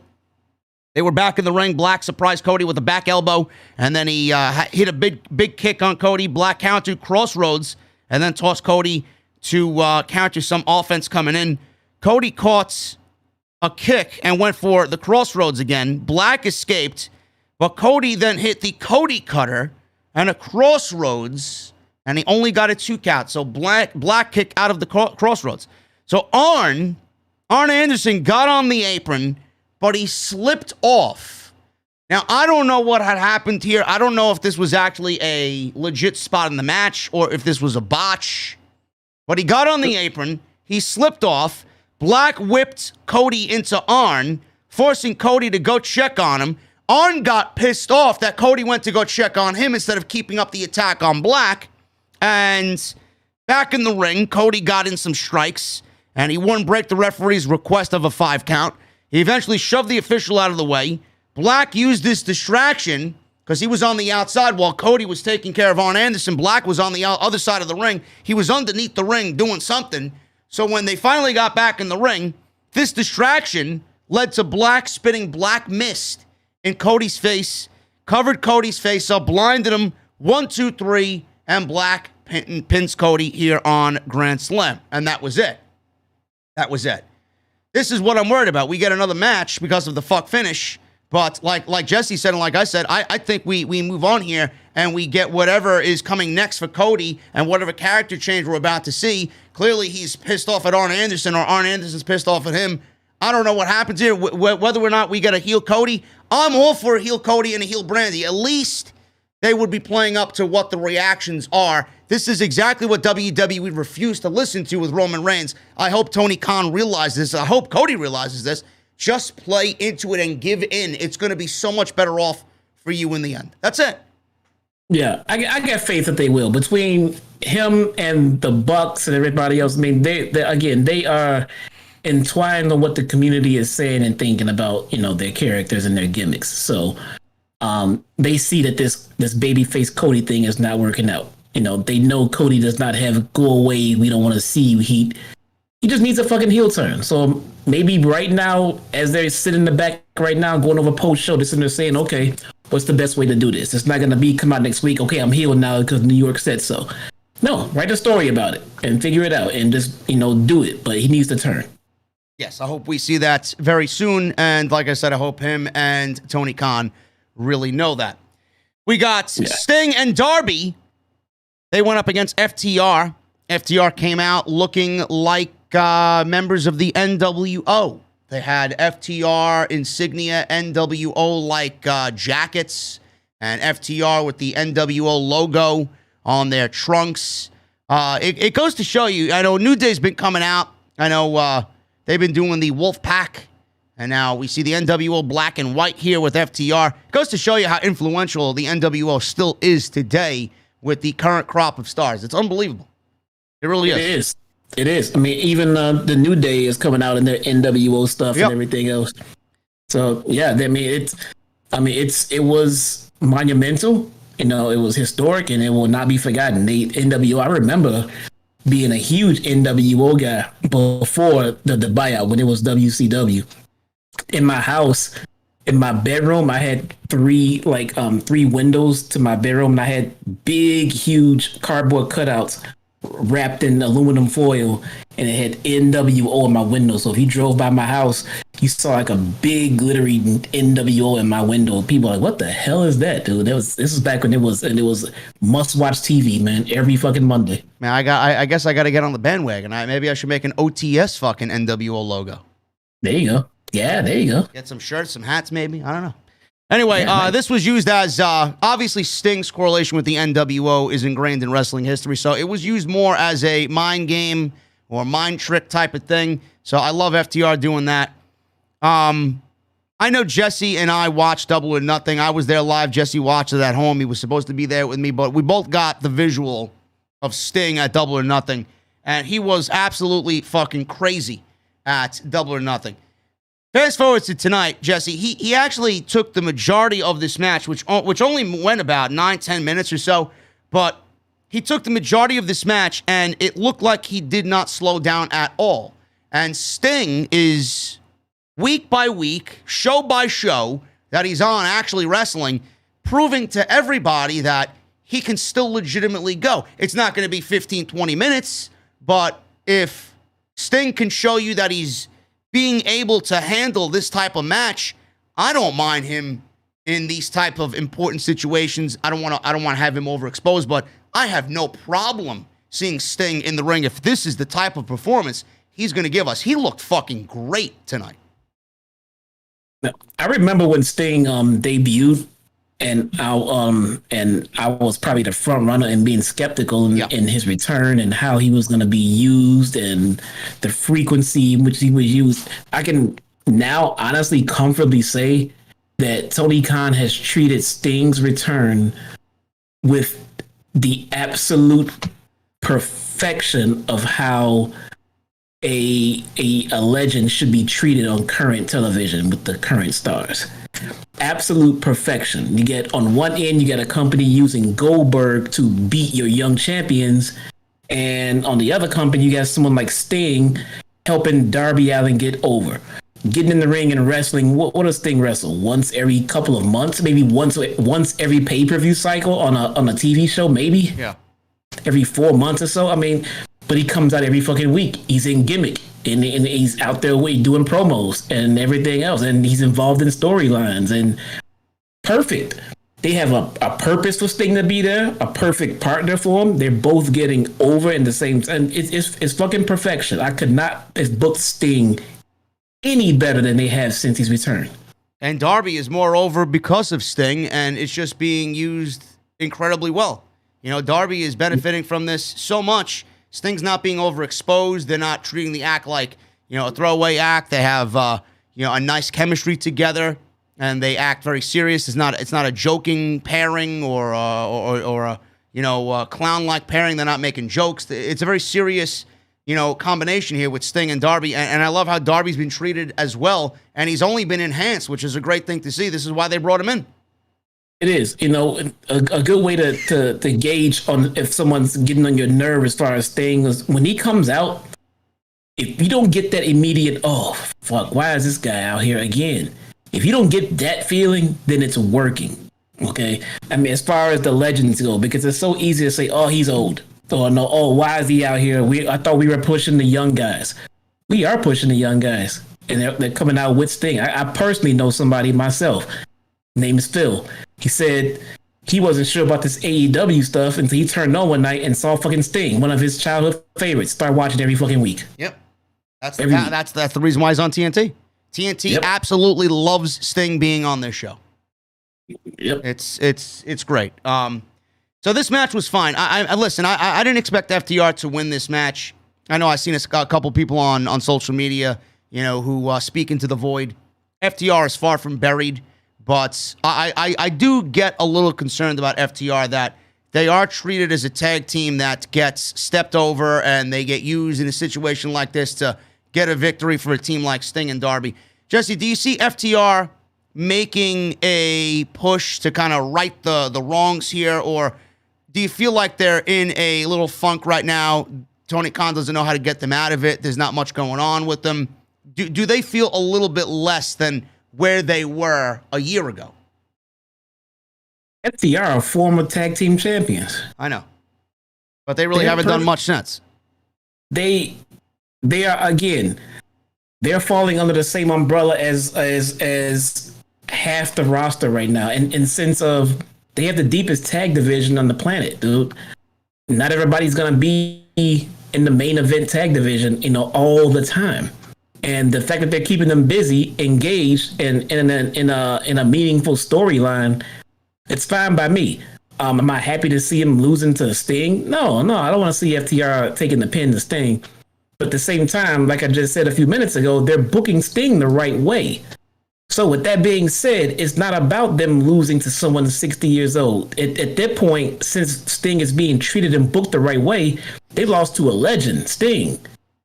There's a difference in the correlation as opposed to they didn't put him in the ring to lose to Jake Roberts. If that makes any sense, though. Yeah, no. Yeah, that's something that makes perfect sense. He is an active competitor. It was a throwaway TV type match. It's not like it was the ending or conclusion to a pay-per-view feud match and things like that. FTR is perfectly protected, dude. They are extremely close with the extremely violent people and the Young Bucks over there. So they're fine. Anybody else who looks like they're stagnant and not going anywhere, look, it's going to seem like that for quite a few people, dude. But there's only 3 hours of TV every week. That's it. Sometimes you got to rotate the talent. And instead of sitting at home or sitting on dark, they're on a TV match with Sting, and I mean, not the ideal outcome. It just can't happen all the time. And as long as they're in something meaningful, FTR is perfectly fine. Well, at least I think we can both agree here that they're much better off here than in WWE. Oh man, yeah. After what Vince McMahon wanted to turn them into, they'll be fine. They've got them paired with Tully, dude, who is also someone who's respected in the back. FTR is fine. Everyone is going to have to wait their rotation. I mentioned it before when there was talk about a stacked roster like this. I would love to see an off season for these guys. I would love to have, these guys who jump off fucking cages and do all this fucking shit go home for 2 or 3 months. During the pay-per-view cycle and sit and be with their families and recoup and get better and then come back and then hit it hard again and just keep rotating these awesome fucking wrestlers, bro. Yeah, I know. That's a fantasy world. I don't see that ever happening. It might happen faster than you think if they keep growing like this and the shows don't grow. Well, hopefully they right the wrongs here. I love both of these guys, but this was a great match. I enjoyed Sting here. I enjoyed the pairing of Sting and Darby again in this tag team element. So we got Sting missing a Stinger Splash. Dax actually pulled Cash out of the way for the Stinger Splash to miss. And then there was a 2-on-1 advantage with both FTR on Sting. We got Sting tagging in Allin here, and he took out both members of FTR with a coffin drop. He went out for another to the floor, but FTR caught him and tossed him into the edge of the ring, which looked ridiculous. And we got a commercial break. We come back from commercial break, and Allin was using his speed to escape a beatdown from FTR 2-on-1. He reached Sting back into the match. He gets the hot tag. Sting took care of Cash, hit a spine buster on Dax for 2. FTR wanted a spike pile driver on Allin, but Sting sent Cash packing and landed a diving crossbody on Dax. Dax rolled up Sting for a very close near fall. He went for a tombstone pile driver. I don't know if this was symbolism or what, but Sting was in a tombstone pile driver, and everybody knows that WWE missed the boat on doing Sting versus The Undertaker. So Sting reversed the tombstone pile driver into a scorpion death drop, and Allin looked for a coffin drop, but Cash cut it off. They were going to do a death drop and coffin drop combination. Cash cut it off. Sting landed a Stinger Splash multiple times on both guys. Dax and Tully tried to bait him into splashing a chair, but Sting had it obviously, I guess scouted is a good word to use. He was thinking ahead, and then he seen what was going on there. So Dax goes right into the chair, and he uses the Scorpion Deathlock for the tap out, and that was it. But the match itself was fine. Sting and Darby, what do they do next? I don't know. I'd love to see Darby versus Malakai Black next. That's what I'm going with. That's what I'd love to see. That'd be fantastic as well. And that would also be I'm liking that feud now that you say it, because now I would love to see Sting get killed by Malakai. Sting get killed by I'd like to see a fucking Sin Eater right across Sting's face. I'll tell you that. Yeah. Wipe him out, put Darby in rage mode, and kick that match into high gear, man. What are you texting me here? You texting me Jonah Rock. He's opening the door. What door is that? It's like a forbidden door to me, brother. The Impact door? Looks like a forbidden door. He's walking through a door. I don't know. Listen, man, what type of impact does somebody like that make in AEW? Nah, I think he goes to Impact. I think he goes to Impact too. I think he goes to Impact, but once he's at Impact, now he has access to the forbidden door. Yes, I agree. It's the best. I think it's the best spot for him. I hope he ends up at Impact. I think he can grow there. The guy still had some growing to do. I mean, they started yanking him and doing all this shit with him in NXT before he was ready. And right now, Impact will be a fantastic spot for him to finish getting his feet wet, grow a little bit more. And that forbidden door is always there. He can always walk through it. Are you telling me Von Wagner can't walk through the forbidden door? He needs to stay his ass where he is. I want to see Von Wagner walk through that door, bro. I think AEW would benefit from Von Wagner. No, we don't need any lotion in our baskets. Okay. All right. No, well, I tell you what we need on Friday night. Rampage Grand Slam. CM Punk versus Powerhouse Hobbs. Lights out match. Moxley and Kingston versus Minoru Suzuki and Lance Archer. That should be one hell of a match. Lucha Brothers, Santana and Ortiz versus Private Party, Butcher and Blade. Anna Jay versus Penelope Ford. Don't know why that's on the show, but who am I?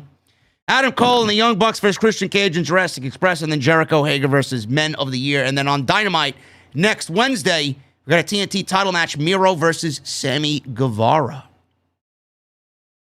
The main event of the show, Dr. Britt Baker, DMD versus Ruby Soho. Now, clearly this was the main event because Kenny Omega and Bryan Danielson opened the show, so Tony Khan went with this to close the show, the Women's Championship. Jesse, what did you think of the overall vibe to this match? Did you get a sense that New York was a little, I guess, pooped or tired at the end of this thing? And did you feel like the energy was a little low, depending on what the situation was with the Women's Championship? Oh, here's the thing. I was wondering if anybody else saw this. I wouldn't say low energy. I mean, the people were only there for 2 fucking hours. All right. So and they were dope, man. They were jacked. And here's what I think it was. It just the match just did not have any momentum behind it. No. I mean, it did not. They tried their hardest to kick it into high gear with a couple of weeks promos. But it just didn't do it. And the fact is, no one believed that Britt Baker was losing that title tonight. No. Well, actually, there was a little inkling of doubt in me as far as this match is concerned, because I thought with Ruby and Britt getting moved to the main event, I'm like, well, Tony Khan wants to send the crowd home happy. We may see a title change tonight.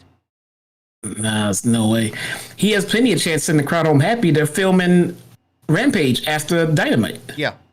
So it would not be the last thing the crowd would see, But it was just it wasn't in the air. It was kind of the same feel for the Statlander match at All Out. It's a great match. I couldn't wait to see it. I was invested in it, but I just didn't feel like there was going to be any change there. I just wanted to see how it came out. Same thing here. I want to see them have their match. They had a good match. It wasn't phenomenal. It wasn't great. It didn't suck. I mean, I think it would have been better at a pay-per-view setting with more story behind it. But at the same time, yeah, I was just kind of sitting there just waiting to see how Britt Baker was going to win. I didn't think anything special was going to come from the result. I absolutely agree with you. In fact, we're going to go back and mention the hot shot booking. I think this is more hot shot booking than anything AEW has done in recent memory. And I honestly think if Tony Khan wants to do these women's battle royals, these casino battle royales, and he wants the Joker card to be somebody like a Ruby Soho, I honestly think it needs to go back and be reevaluated because, You know, you can't put somebody like that in a situation to come out as the Joker card, win a number one contender match, and then book this match so soon after she wins that when she hasn't really done anything on the roster to gain momentum to even bring the fans to believe she deserves to be the match. Never mind, get a championship match. That's the problem, and I think that's where Tony Khan needs to go back and reevaluate things. I honestly think he put Ruby Soho in a shit situation tonight because Britt Baker is the women's champion. She's the hottest female probably in the industry right now. And we all know, AEW fan base is not stupid. We all know Thunder Rosa and Britt Baker is the match where the next phase of the women's division is going to really transcend into. It's not Ruby Soho. So why did he put Ruby Soho in this situation to begin with and then so soon to get a championship match? Like you said, there was no momentum. And I honestly think we need to cut this shit out about making somebody like this new the number one contender. That's hot shot booking. Yeah. And, you know, if they would have pulled the trigger on it and gave Ruby the title, that would have been another prime example of hot shot booking. Yeah. And the term exists for a reason. The term exists because in some instances, it's actually a really good idea.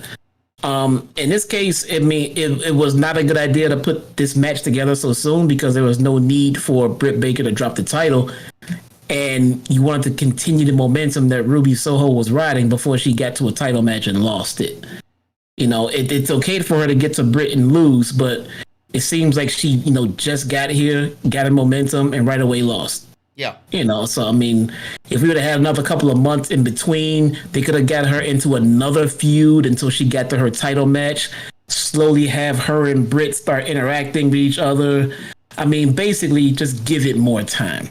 And like you said, you know, once you win that spot from the Joker spot or wherever you win it from in the Battle Royal, it needs to be more strategically placed, the title match itself. Like, I honestly would have, looking back at it now, I would have given the fucking win to Thunder Rosa, to be honest with you. That would be everything you need to really just kind of plant the seeds for this match happening, and she can just kind of toy with Britt Baker over the next couple of months until the match actually happens. I don't know why they gave it to Ruby. Yeah, no, it makes sense. It seems like they're pacing and timing their match with Thunder Rosa right now. I mean, like they want to do this at a specific time and place or a different moment for whatever different reason. Maybe Thunder Rosa's kind of tied up right now. She's doing so much shit at one time. Yeah. So maybe she needs more time free to be champion, to go on the champions run with AEW, and she has to clear things up for her school and things like that. Who knows? Who fucking knows?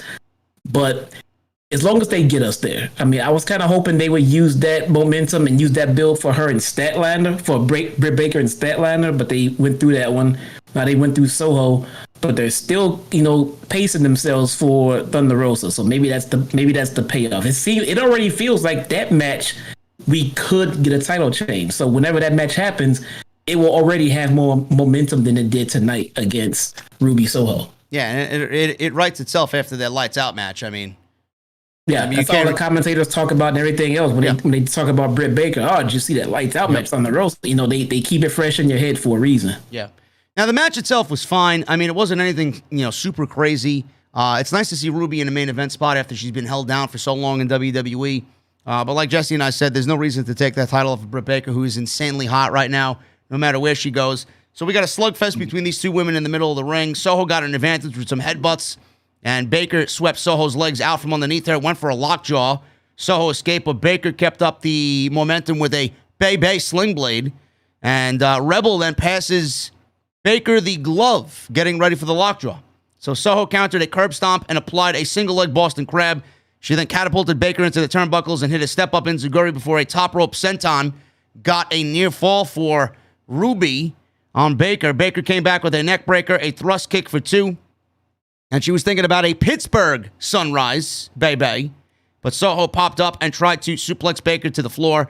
They fought on the top rope. Baker hit a very, I don't want to say it looked bad, but, I mean, it wasn't the prettiest air raid crash off the top rope.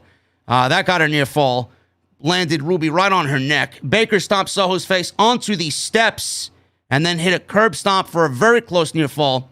She argued with officials, or the officials count, and Soho rolled her up for a near fall. Soho hit a no future. I guess that's what she's calling her finishing move, Jesse. So it's not the Soho kick or whatever you called it last week. No future on Baker and Rebel, but the distraction allowed Hager to attack from the outside, and then Baker took advantage with the lockjaw, and Ruby quickly tapped out. Do we get, Jesse, Thunder Rosa versus Britt Baker at Full Gear, or do you wait to do that next year? First thing on the itinerary is that match, and if we wait, who does Britt Baker go after next? Or who goes after Britt Baker, I should say, next? That's a good question, man. I don't want to see... As long as it's not Jade Cargill. Yeah, I was gonna say Jade Cargill, but that's a slippery slope. But I don't want to see Thunder Rosa and Britt Baker just yet. I kind of want to see them, maybe push it a little bit if they can, because only for the simple fact of I don't want to see Britt Baker lose the title yet. I don't want to see Thunder Rosa lose to Britt Baker. I don't want to see Thunder Rosa lose to Britt Baker either. Yeah, so they're gonna have to push that for when it's time for Britt to drop the title. As far as who's next for Britt Baker, I don't know. Usually I can answer this by watching Dark, but like I said, I haven't watched Dark this week, so I don't know who's hot right now. But the Jade Cargill situation is kind of tricky here because she's lost so much momentum, it's ridiculous, and losing the title match will just drop her into a hole. Yeah. So she needs TV wins against credible fucking opponents. She needs to be in a ring with Chris Statlander. She needs to beat Statlander. She needs to go on and face someone else with credibility and then make her way to a championship match and lose gracefully without losing any momentum. I could see AEW building up in the interim. Maybe a Anna Jay, someone like that. Though I'm not really interested in seeing Anna Jay versus Britt Baker, but she's not ready to go. No, I don't know. We could always go back to Sheeta again. We could do Riho. I mean, there's really, when you think about it, AEW Women's Division, it looks stacked, but nobody's ready. There's nobody ready on that roster. Nobody's ready. Ruby Soho's ready. They just burned through that. Yeah. Right away. They had Ruby right away. That's gone. They just beat Chris Statlander. They'll get her a token match, but it's not gonna feel like anything of significance because I guess there's nobody ready to beat her right now but Thunder Rosa. Listen, I honestly think it's time to open up that Impact Forbidden Door. Like you said, I think we get a Jordynne Grace walking through. We should get a Jordynne Grace walking through and have her challenge Britt Baker. Dude, if we get Jordynne Grace versus Britt Baker in a match, that is gonna be that's gonna benefit everyone on all sides. Jordynne Grace can definitely use the TV exposure. Yep. It will be a great match, and beating someone like her will make Britt Baker completely. She will help legitimize even more than what Thunder Rosa has already done for Britt Baker. She will help legitimize her even more because she's no fucking slouch, man. No. So, Jordynne Grace, you beat Jordynne Grace though in a nice fucking 20-minute, 25-minute match. And you're gonna earn some fucking respect from some hardcore wrestling fans around the industry.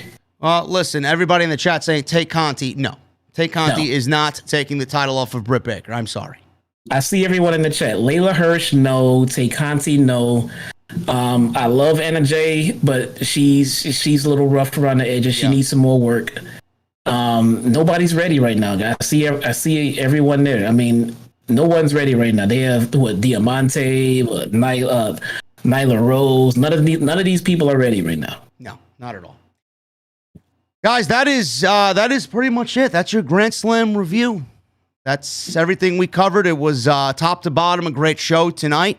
And before we get out of here, we got some super chats to go over, but I did miss one piece of news that I wanted Jesse to talk to you guys about. I will be talking about this sometime this week on the podcast. But Jesse, what'd you think of the AEW and the Owen Hart Foundation teaming up, creating this Owen Hart Memorial Cup tournament, and including him in the AEW video game? I've seen a lot of people, and these are the people that speak into the void. They got the IQ of a fucking light bulb.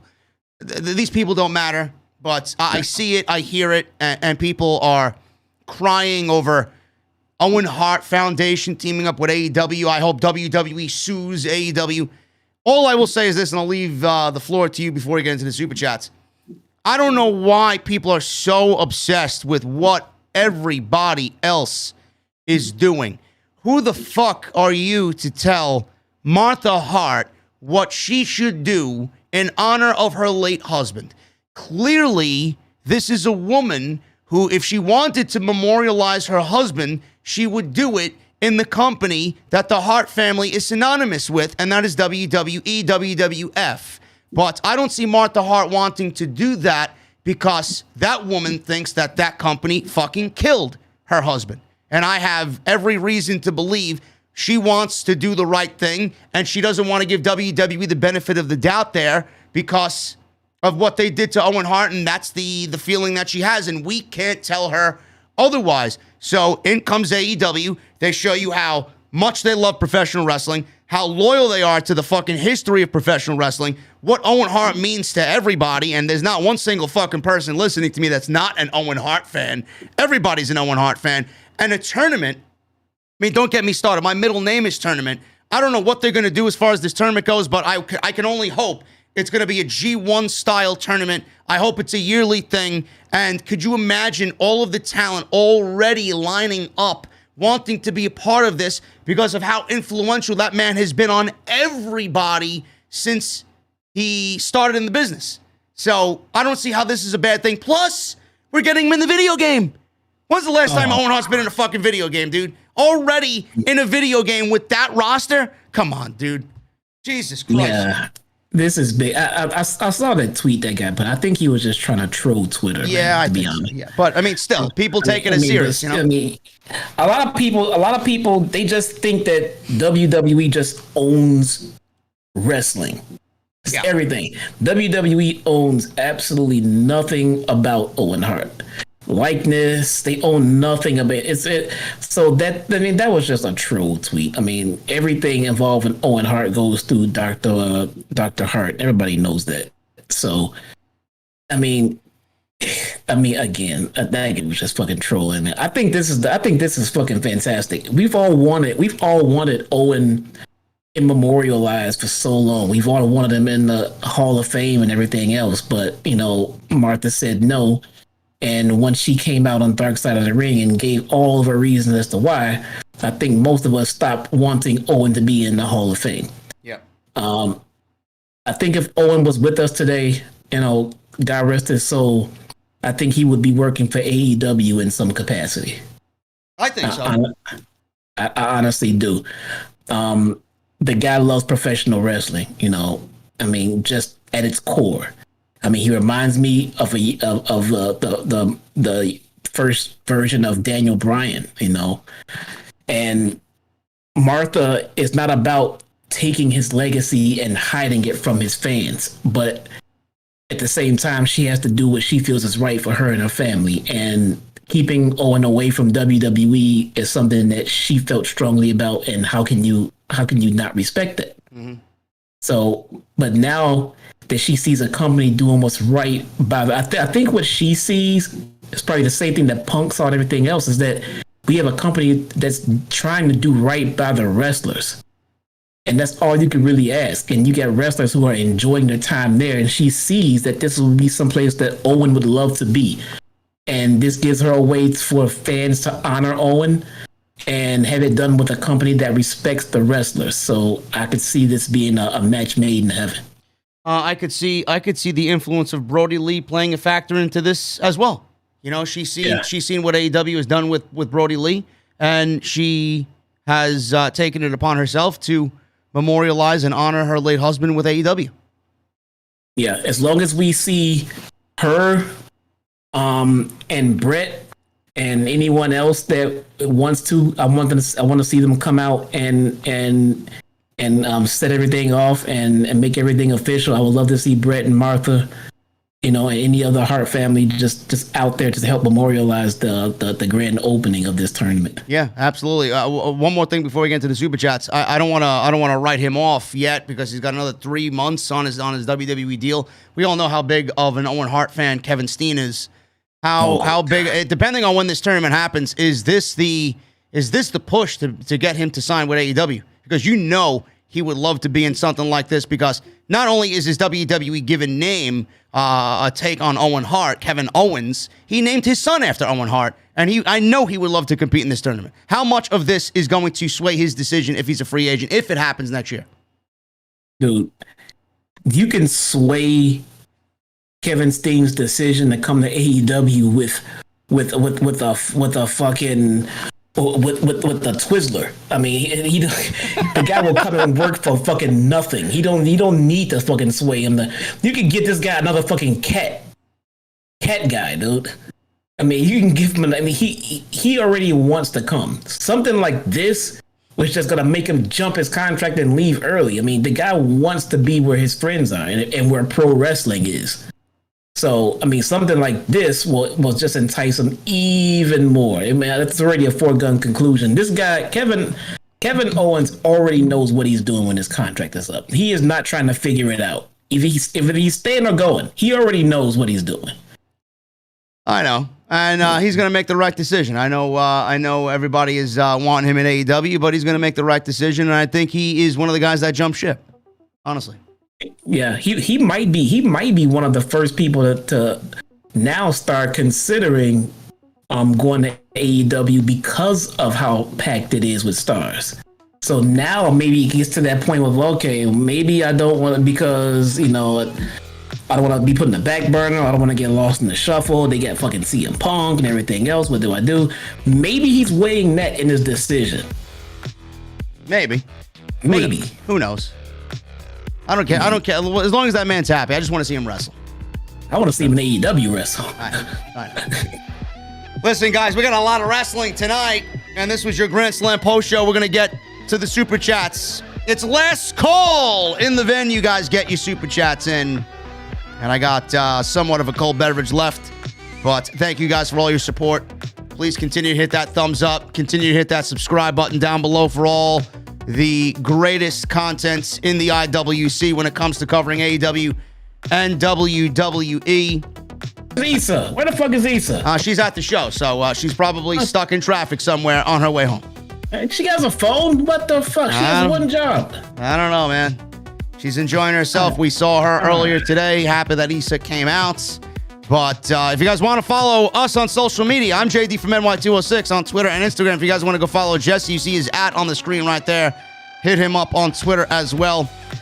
Let's get into these super chats. Michelle Moran with a $5 super chat. One hell of a show tonight. Brian Omega could have wrestled the whole 2 hours, and I would still be in heaven. Darby Allin is over AF. New York hates Cody.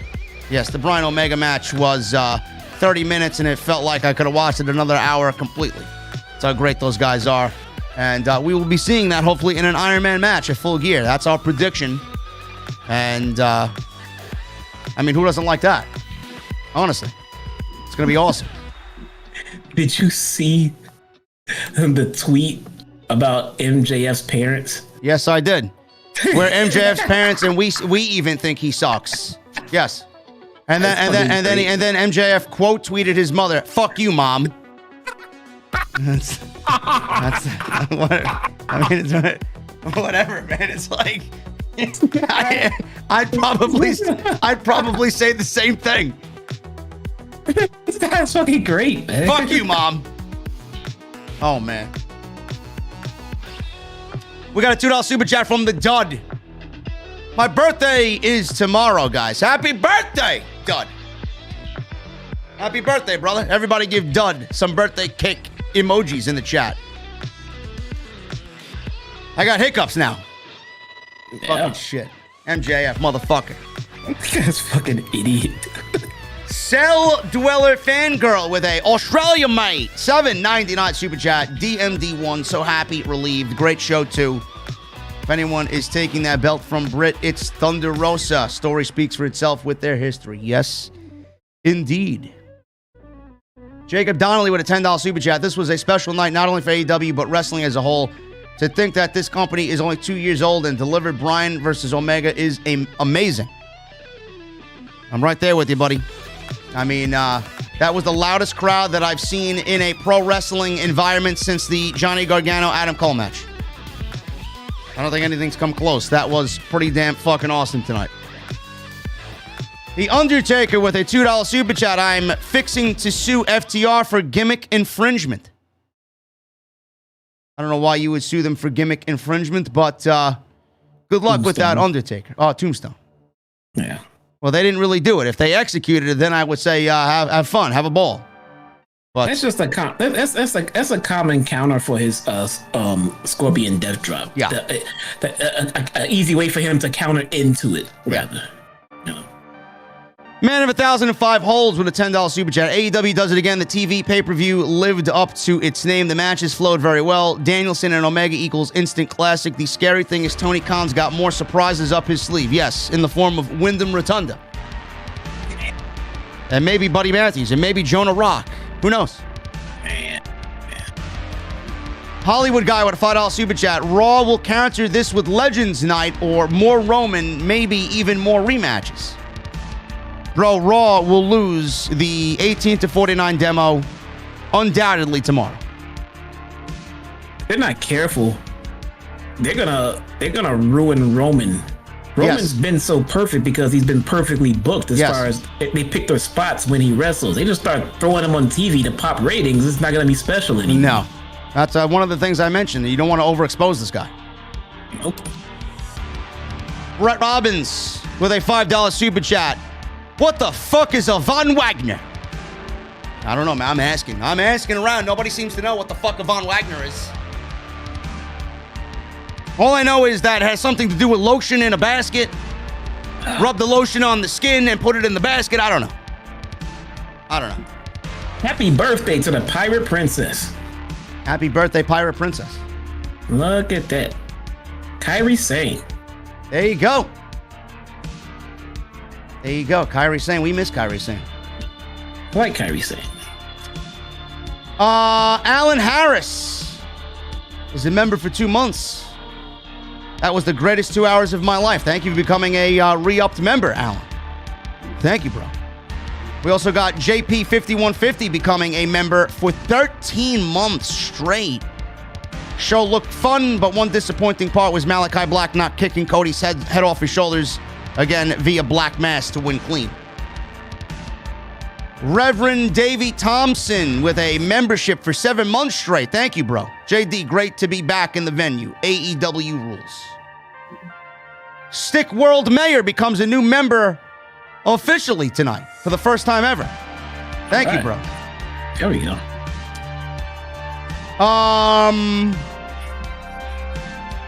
My boy James becomes a member for 3 months straight. Thank you, everyone, to the GoFundMe so far, guys. You are awesome, and I love you all. And here's the Messiah of the IWFNC, JD from NY. Thank you, brother. Hopefully all is going well there. We will continue to get to your goal, man. We will continue to push that this week. Freebird with a $5 super chat. Some goon on Bleacher Report tried to tell me Bryan vs. Omega was not better than Rollins and Edge. Well, that idiot should not be talking professional wrestling. I'm not taking anything away from Edge and Rollins, but it certainly wasn't better than Omega Danielson tonight. Come on. No. I wonder what it's going to get. I don't think it's going to get 5 stars because there was no backstory to it. Yeah. So I'm expecting over 4 and a quarter, 4.5, something like that. I agree. Stu Sexton with a membership 20 months straight, bro. Thank you so much, man. Re-upping his membership. Amazing show. Keep up the great work, JD and Jesse. Pumpkin with a $4.99 super chat. What the fuck is a Von Wagner? Listen, man. Listen, guys. I don't know. I don't know what a Von Wagner is, man. I'm trying to figure it out. As soon as I know, I'll let you know. Wagner. Put the lotion in the baskets. We don't need... Look, Don. We don't need any Adam Coles. We need some Von Wagners. I don't know. Yeah. Could you see WrestleMania headline by Von Wagner? No. Hey, Von Wagner. We need Braun Breakers. Yeah, no, thank you. Freebird with a $5 super chat. I know that us here all know this, but if you don't think Bryan vs. Omega was not good, you don't like professional wrestling. There'll be somebody to complain about it, bro. How many people are complaining right now on social media that it went to a time limit draw? Probably a lot of uneducated fools. Moises Gonzalez with a $4.99 super chat. Kenny vs. Bryan, classic, but felt like everything else had outside interference that led to the finishes. Am I wrong? Let's go San Francisco Giants. What are you talking about? It felt like everything else, but felt like everything else had outside interference that led to finishes. I don't know, man. I don't think so. I didn't really feel that way. I don't know, Jesse, what'd you think? Did you feel like everything else outside the Bryan and Kenny match had outside interferences that took away from the matches? No, let's not forget, people. This is a TV show. This is not a pay-per-view. Yeah. I mean, the normal course of a TV show, we get a lot of promos, segments, in-ring this one was just straight up wrestling, but they incorporated their storytelling with the run-ins and shit like that. It wasn't made to be an actual pay-per-view where we're going to get legit endings to every match and blow-offs. It's still a TV show. They're still progressing storylines, so that's why we get the extra things going on here and there. Yo, 24-bit slammer in the chat. I like that, man. A lot of Vincels. I like that. I may have to steal that. I may have to steal that one, bro. Moises, thank you so much for the $4.99. $99.99 super chat by Jose. Thank you again, brother. AEW and JD Jesse on Wednesday's 1-2 combo. How ironic that Ruby Soho was irrelevant on WWE TV just a few months ago, and tonight she main evented Dynamite. Wrestling is back. Ricardo Linnell with a 14-month straight channel membership. Story time with JD, baby. What a show. Glad to be here on my birthday to celebrate the return of pro wrestling to New York City. JD, Jesse, love you guys. Thank you, Ricardo. Everybody give Ricardo in the chat some birthday cake emojis. Me Wilson with a $99.99 super chat. Thank you again, bro. That was a great show. And we are just getting this AEW week started. This is going to be a great review. Hopefully you enjoyed it, man. I like the ending of Kenny vs. Bryan. It was booked perfectly. Omega or Bryan should have lost, or should not have lost clean. From day one, I said AEW is going to be fun. Good job, guys. Thank you so much, bro, for the 100 bomb. Munchie Time with a $50 super chat. Fucking great show tonight. Only gripe is MJF didn't get on the mic. Bryan and Omega tore it down, and I'm excited for their eventual second meeting. I felt like that 12-year-old kid again watching AEW, and I love it. Definitely going to Dynamite in Kansas City soon. Enjoy your time, bro. AEW puts on a fantastic live show. Oh, yeah. Antonio with a $9.99 super chat. Put the lotion in the basket, Von Wagner. AEW Rampage is gonna be as legit as well. Bay. The clicker back, Bay, he says. Should be good. Why does he keep saying Bay after his name? Let's call him Von Wagner, Bay. We gotta get rid of this guy. He has the last name of Michael Cole. All right, name change. Von Wagner's too long. Just let's call him Wagner. Give me a break. Huh? Von Wagner. I gotta see how this guy, but we're gonna get this guy over. Von Wagner is gonna be known to everybody in the IWC because of this show. Daniel, I'm sorry, Jesse, go ahead. He looks like Arnold Schwarzenegger's son. He looks like a mixture of Buffalo Bill from Silence of the Lambs and Great Khali. Yeah. Daniel Lacas with a Canadian $5 super chat. Canceled my WWE Network subscription last week. AEW is incredible. This is professional wrestling. Love your work, JD. No one does it like you. Thank you, Daniel. You can join Jesse and you guys also having something in common there. He canceled his Peacock subscription as well. There you go. I did. I canceled. I have not watched it at all. I mean, the last pay-per-view, I kind of semi-watched that, and then I don't touch it anymore. Why am I paying for this shit? I don't know. We got a pay-per-view coming up on Sunday, Extreme Rules. There's not one fucking Extreme Rules match. There's not one stipulation match on this show. If they mess up and cancel my Peacock network soon, and I don't get to see this pay-per-view, oh man, I won't complain at all. Listen, man. Can't be any bad. It can't be as bad as Bearcat Keith Lee. Some asshole on Twitter arguing with me. Well, Keith Lee picked his name. You fucking idiots. Keith Lee has been a professional wrestler for how long? How come he has not changed his name till right now while he's off TV? And Vince likes changing names so he can brand people. Listen, bro. I don't give a fuck who he's idolizing or who he's naming himself after. But all I know is this guy's going to be shilling Frosted Flakes pretty soon at the local supermarket. He's going to be standing there in the aisleway fucking asking people to taste test some new Frosted Flake flavor. They're great! Next to his superhero buddy, Nikki Trash. Yeah. Next thing you know, this guy's going to be coming out wearing a fucking mascot Tigers mask. Tiger head. Bearcat, or whatever the fuck he's called. Bearcat. No. He's gonna have like the big paws. Yeah. The claw paws. Yeah. Bearcat paws. And that's gonna be his new finisher. He's gonna apply his Bearcat claws and scratch it back. Wasn't the mascot of Bayside High, Saved by the Bell, a fucking like a tiger or a bearcat? Had to be. I don't remember. Somebody go find that for me. That's Keith Lee right there. All these 80s references, 90s references. That's unbelievable, man. Listen, Broken Matt with a new membership. Thank you, bro. Antonio with a $4.99 super chat. Triple H must be proud of Malakai, a.k.a. Tommy N. What is he doing in AEW? He's getting over. That's what he's doing in AEW. He's enjoying himself. Yeah, he's wrestling. How's his wife doing? His wife can't even get 90 seconds on SmackDown. She can't get a win, but swears she's the top contender for the title. You gotta win a match, don't you? Yes, you do. Jeez. Reverend Davey Thompson with a $2 super chat. I loved the LED ramp. So did I. So did Jesse. Bayside Tigers. Yes. Say that's Keith Lee right there. He's the mascot for Bayside High. Wasn't Screech? Yeah, Screech was the fucking mascot, wasn't he? Yes, he was. Yeah. Rest in peace, Dustin Diamond. Yes. Osakui with a $500 super chat. This guy's unbelievable, man. This guy's unbelievable. I have no words. OTS. O stands for Osakui, right? Yes. OTS. There you go. Can't stay for the show, but we'll listen later. Got to get ready for my production on the second solo script. Wanted to show OTS some love. AEW did an incredible job tonight. Omega and Danielson is fantastic storytelling. We just need to sit back and enjoy the ride. Sting is very much still the icon. This is professional wrestling. Got to love it.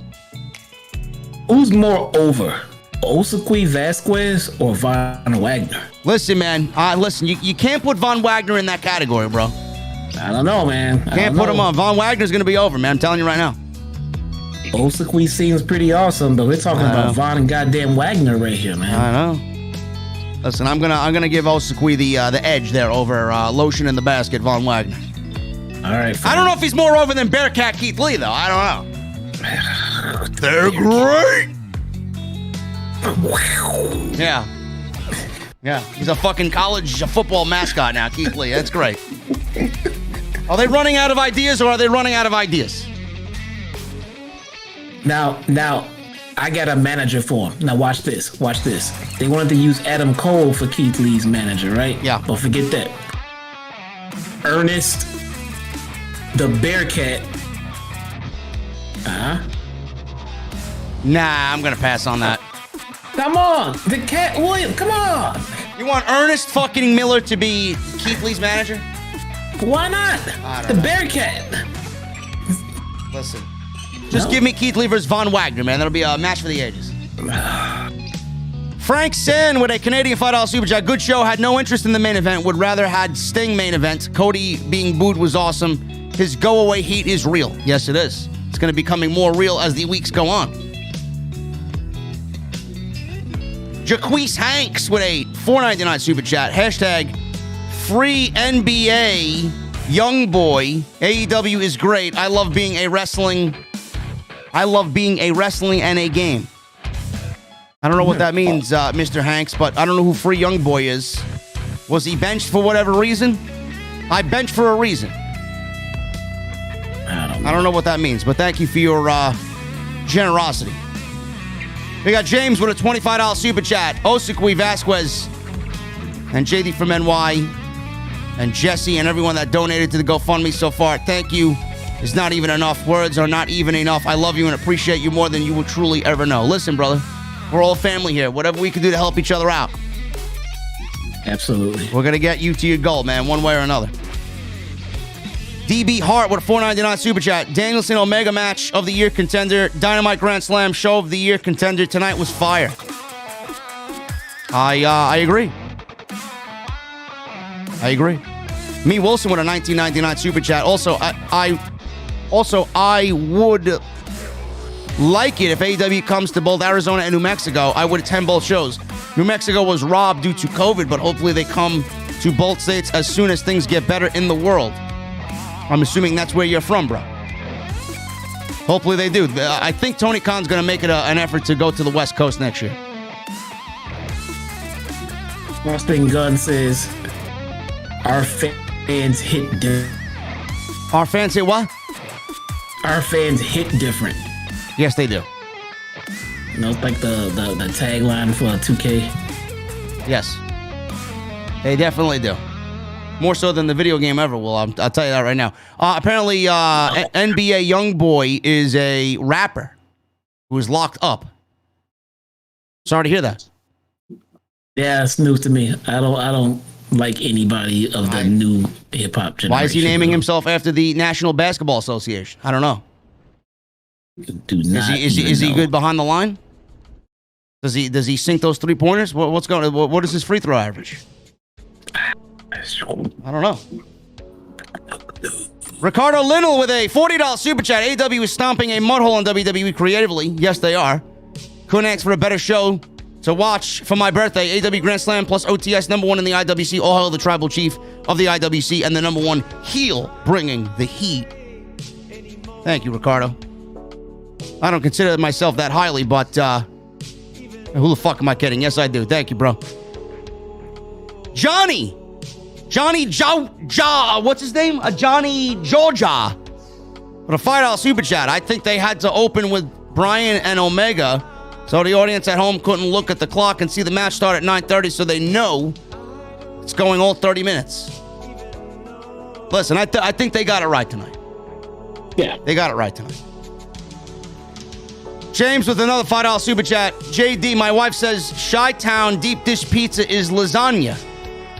Hashtag deal with it, Jesse.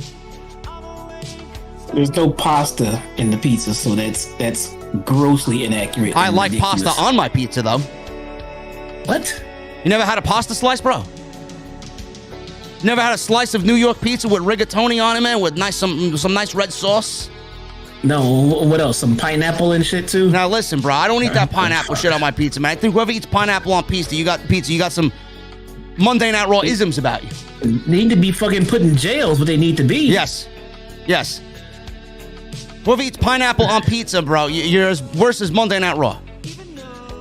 God damn it. Paul Wu with a $150 bomb. Hey, JD, love it when you roast the WWE apologists. They are a bunch of clowns. I appreciate everything you do. Much respect. Thank you, brother. We got External Shockwave, Wrestling with Respect, and Otis becoming new members for the first time tonight. Thank you, fellas. Enjoy those emojis. Vince-isms. Yes. Tony Brown with a $4.99 super chat. JD and Jesse, Vinnie Mac is so screwed up, he might drop Roman's belt just to prove he can. I don't trust anything WWE does. I don't care anymore what they do. Bro, if Roman loses the championship, it's a colossal fucking disaster. Dude, they can have Roman drop the title to Drake fucking Maverick, and I really would not give two shits because I just stopped caring. Yeah. Well, this guy cares. I have to watch, unfortunately. Thank you, Tony Brown. Lisa Lockhart with a Canadian $5 super chat. What a show. Dynamite is only made better by watching OTS and enjoying the commentary by two of my favorite guys in the IWC. Keep up the great work. Thank you very much, Lisa. Hopefully we fulfilled your appetite tonight. Oh, yeah. Number one in the community. I seen Hoot Media chatting away in the chat before. Number one by a country mile tonight. As usual. What the fuck is Hoot Media doing here? Hoot Media, listen. Hoot Media was in the chat before. Unbelievable. Sonny Still Impact. Fuck Hoot Media. Listen, don't fuck with Hoot Media, bro. Unbelievable. Hoot Media knows where you sleep. Oh, jeez. Sonny Impact with a $5 super chat. Man, WWE really fucked up letting Adam Cole go. The guy could have been a money printer in the Marine 8 or something with his movie star qualities. Listen, Sonny Impact, I'm gonna say this to everybody here. Adam Cole is a very handsome fellow. I will say that.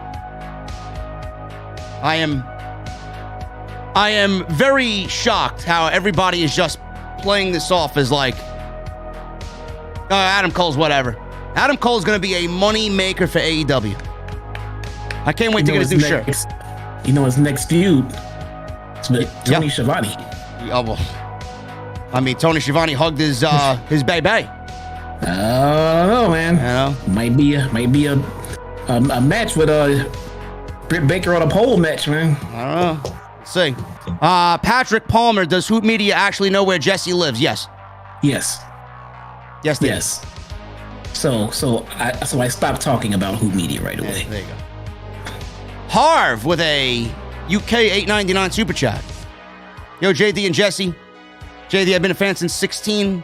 When I was 13, Jesse will be excited to hear that Jadakiss, Fabulous, West Side Gun plus Little Uzi were at the show. Imagine we had Nas or HOV tonight in New York. Would have been interesting. I mean, I never liked Fabulous. I have no idea who Uzi or anyone else is, but I never liked Fabulous though. How do these guys choose their name, bro? How do you name yourself Lil Uzi? How does that come about? Is he a Call of Duty player? A time came along in this new age of hip hop where everybody just put Lil in front of their name. Yeah, but what makes you choose an Uzi though? Like, is that his favorite firearm, an Uzi? Does it get the most damage done? I mean, is he a pro Call of Duty player when he's not rapping? Maybe his last name has some form of Uzi in it or something. Dude, maybe he's a fan of Karrion Kross and he's a fan of the Seeker of the Ooze. Oh, Jada Kiss. Oh, I know who Kiss is. Who I didn't hear Kiss. Jada Kiss, I'm a big fan of. Big fan. Fabulous can't do shit for me, and everyone else I never heard of though. Listen, I'm gonna name myself Lil JD. Okay, how about that? It'll play into everybody who thinks I'm a fucking shrimp anyway. Just don't don't say little. It's not little. No, I'm gonna be Little JD. It's I'm gonna transcend the whole industry. Lil. But no, if Nas and Jigga were backstage, you know, that'd be a whole nother story. But no, I don't know who these other clowns are, to be honest. But dude, everybody knows who fucking Jada is. Abel in the chat says JD, he's 5'4". Oh, okay. So that's why he's Lil Uzi. Lil Uzi. Whatever, man. They were on the show. If my life depended on it, I could not sing you a single lyric from any of his songs. I know who Jadakiss is. I know who West Side Gun is because he was at once upon a time about to work with Hog. But the other guys, I know Fabulous. I heard. I don't know who this Lil Uzi is. Who knows? Everybody knows who Jadakiss is. Everybody knows who Nas. They said they wish Nas was there. Yeah, I wish Nas was there too. But I don't know who fucking Uzi is. Nobody knows who that fuck that is. King Mo with a $4.99 super chat. Yeah, Lil Von Wagner. Yeah, Lil Wagner. Lil Wag. Lil Wags. Yeah. Went to Monday night. Von Wagner, a.k.a. Lil Wags. Yeah, Lil Von. Yeah. King Mo, you went to Monday Night Raw this week. WWE sucks, but the live events had a better feel. The environment was fire. The show was meh. Still fun, though. King Mo, you paid money to be at Monday Night Raw. What's wrong with you? And then you admitted it in public, too. I know, yeah. Well, you cannot admit that over here, guy. Jeez. That's like a fucking crime against humanity over here.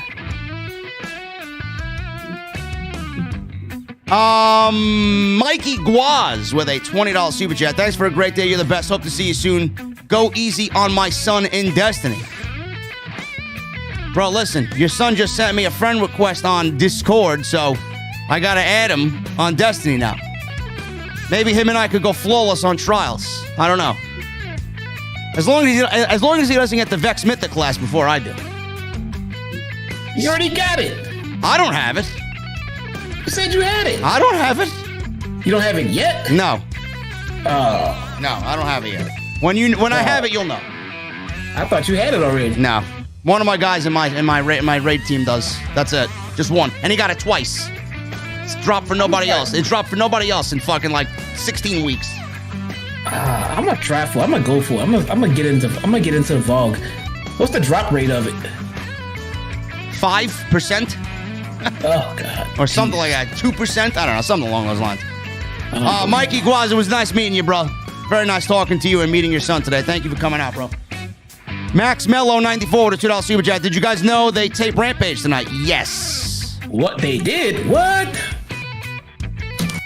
Jedi Joker becomes a new member. Thank you, brother. King Mo with a $4.99 super chat. NXT is cartoonish. The setup sucks. Don't see anyone being big on the main roster. Knight and Breaker are the bright spots. Reminds me of the 80s. Dude, LA Knight is like 40 years old, bro. He ain't going nowhere. Yeah, Vince McMahon, and he's like a broken clock. Even a broken clock is right twice a day, and he got one right with Braun Breaker. Vince McMahon wants an edgier NXT apparently. I don't know where the fuck where the fuck he was for the last. Where the fuck has he been for the last 9 years? It's funny. They've been extra edgy on AEW lately. Now all of a sudden Vince wants to be edgy. Al Cryptic in the chat. Watch your fucking language in the chat, bro. I don't appreciate comments like that here, man.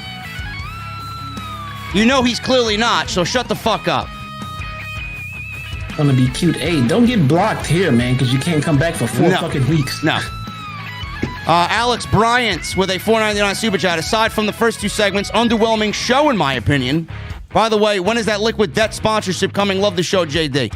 Well, first of all, Alex, I don't know why you say the show is underwhelming, and we got a fucking Omega versus Bryan match that went 30 minutes. Another jaded wrestling fan, dude. What the fuck do you want, bro? It's not your fault. It's WWE's, man. They've jaded all of us, brother. But wake up, bro. You took that bad attitude from Monday night into Wednesday night. You gotta leave that shit at the door, bro. Yeah. Come on. Yeah. Did they get back to you or no? They did not. No, I gotta email them again. I emailed them right after our trip from Chicago, and I didn't hear back. So I got to email them again. Okay, I gotta get back at those guys. Brian Edwards becomes a new member. Thank you, brother. Robert Lamo with a $5 super chat. I keep getting chills every time Malakai Black's theme song is playing. It's a good theme. It's a good theme. I like his WWE theme better, though. His original NXT theme. Nathan Hansen with a $1.99 super chat. It was great to meet you today. I had a blast. Thank you for coming out, Nathan. Very nice meeting you as well, bro. Aaron Carr with a $4.99 super chat. Great show as always, brother. Do you feel like the Owen Hart Cup tournament will be an alternative for AEW creating another singles championship? No. It's going to be, I hope, their version of a G1 Climax. But the most important thing is it's going to give even more meaning to weekly television, and that's all I care about, man. Especially if it's a G1 Climax. Love it. Clinton Jackson with the $20 super chat. He retracted his message. I appreciate you $20, brother. You know, if you nicknamed yourself Lil JD, yep, and then went to WWE, Vince would shorten your name. You just be Lil D. Yeah, Lil D. Lil D. Lil D. And then people will fucking burn me on social media for the rest of existence. Lil D.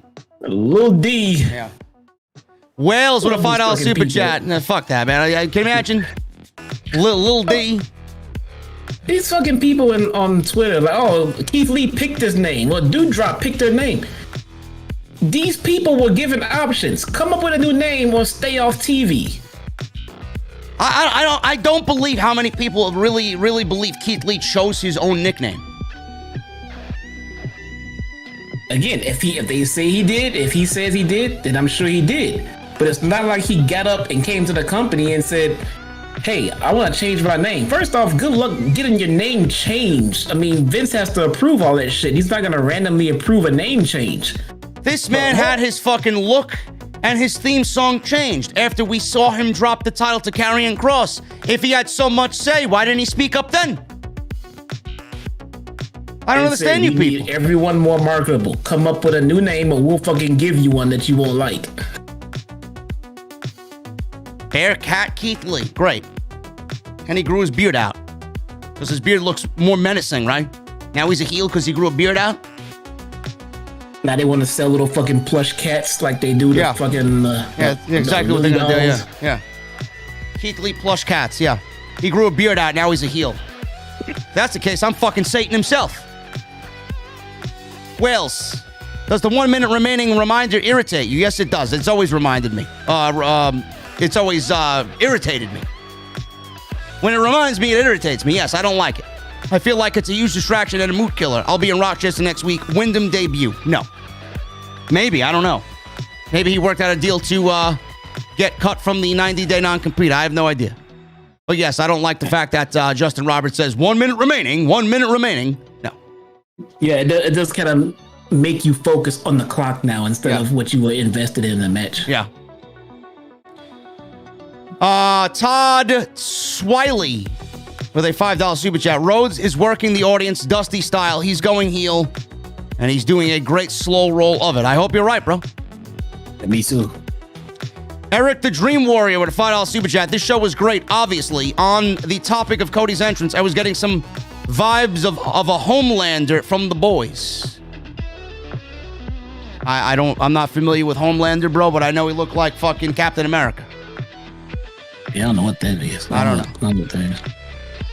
Yet another show I'm pretty sure I'm going to be told to watch.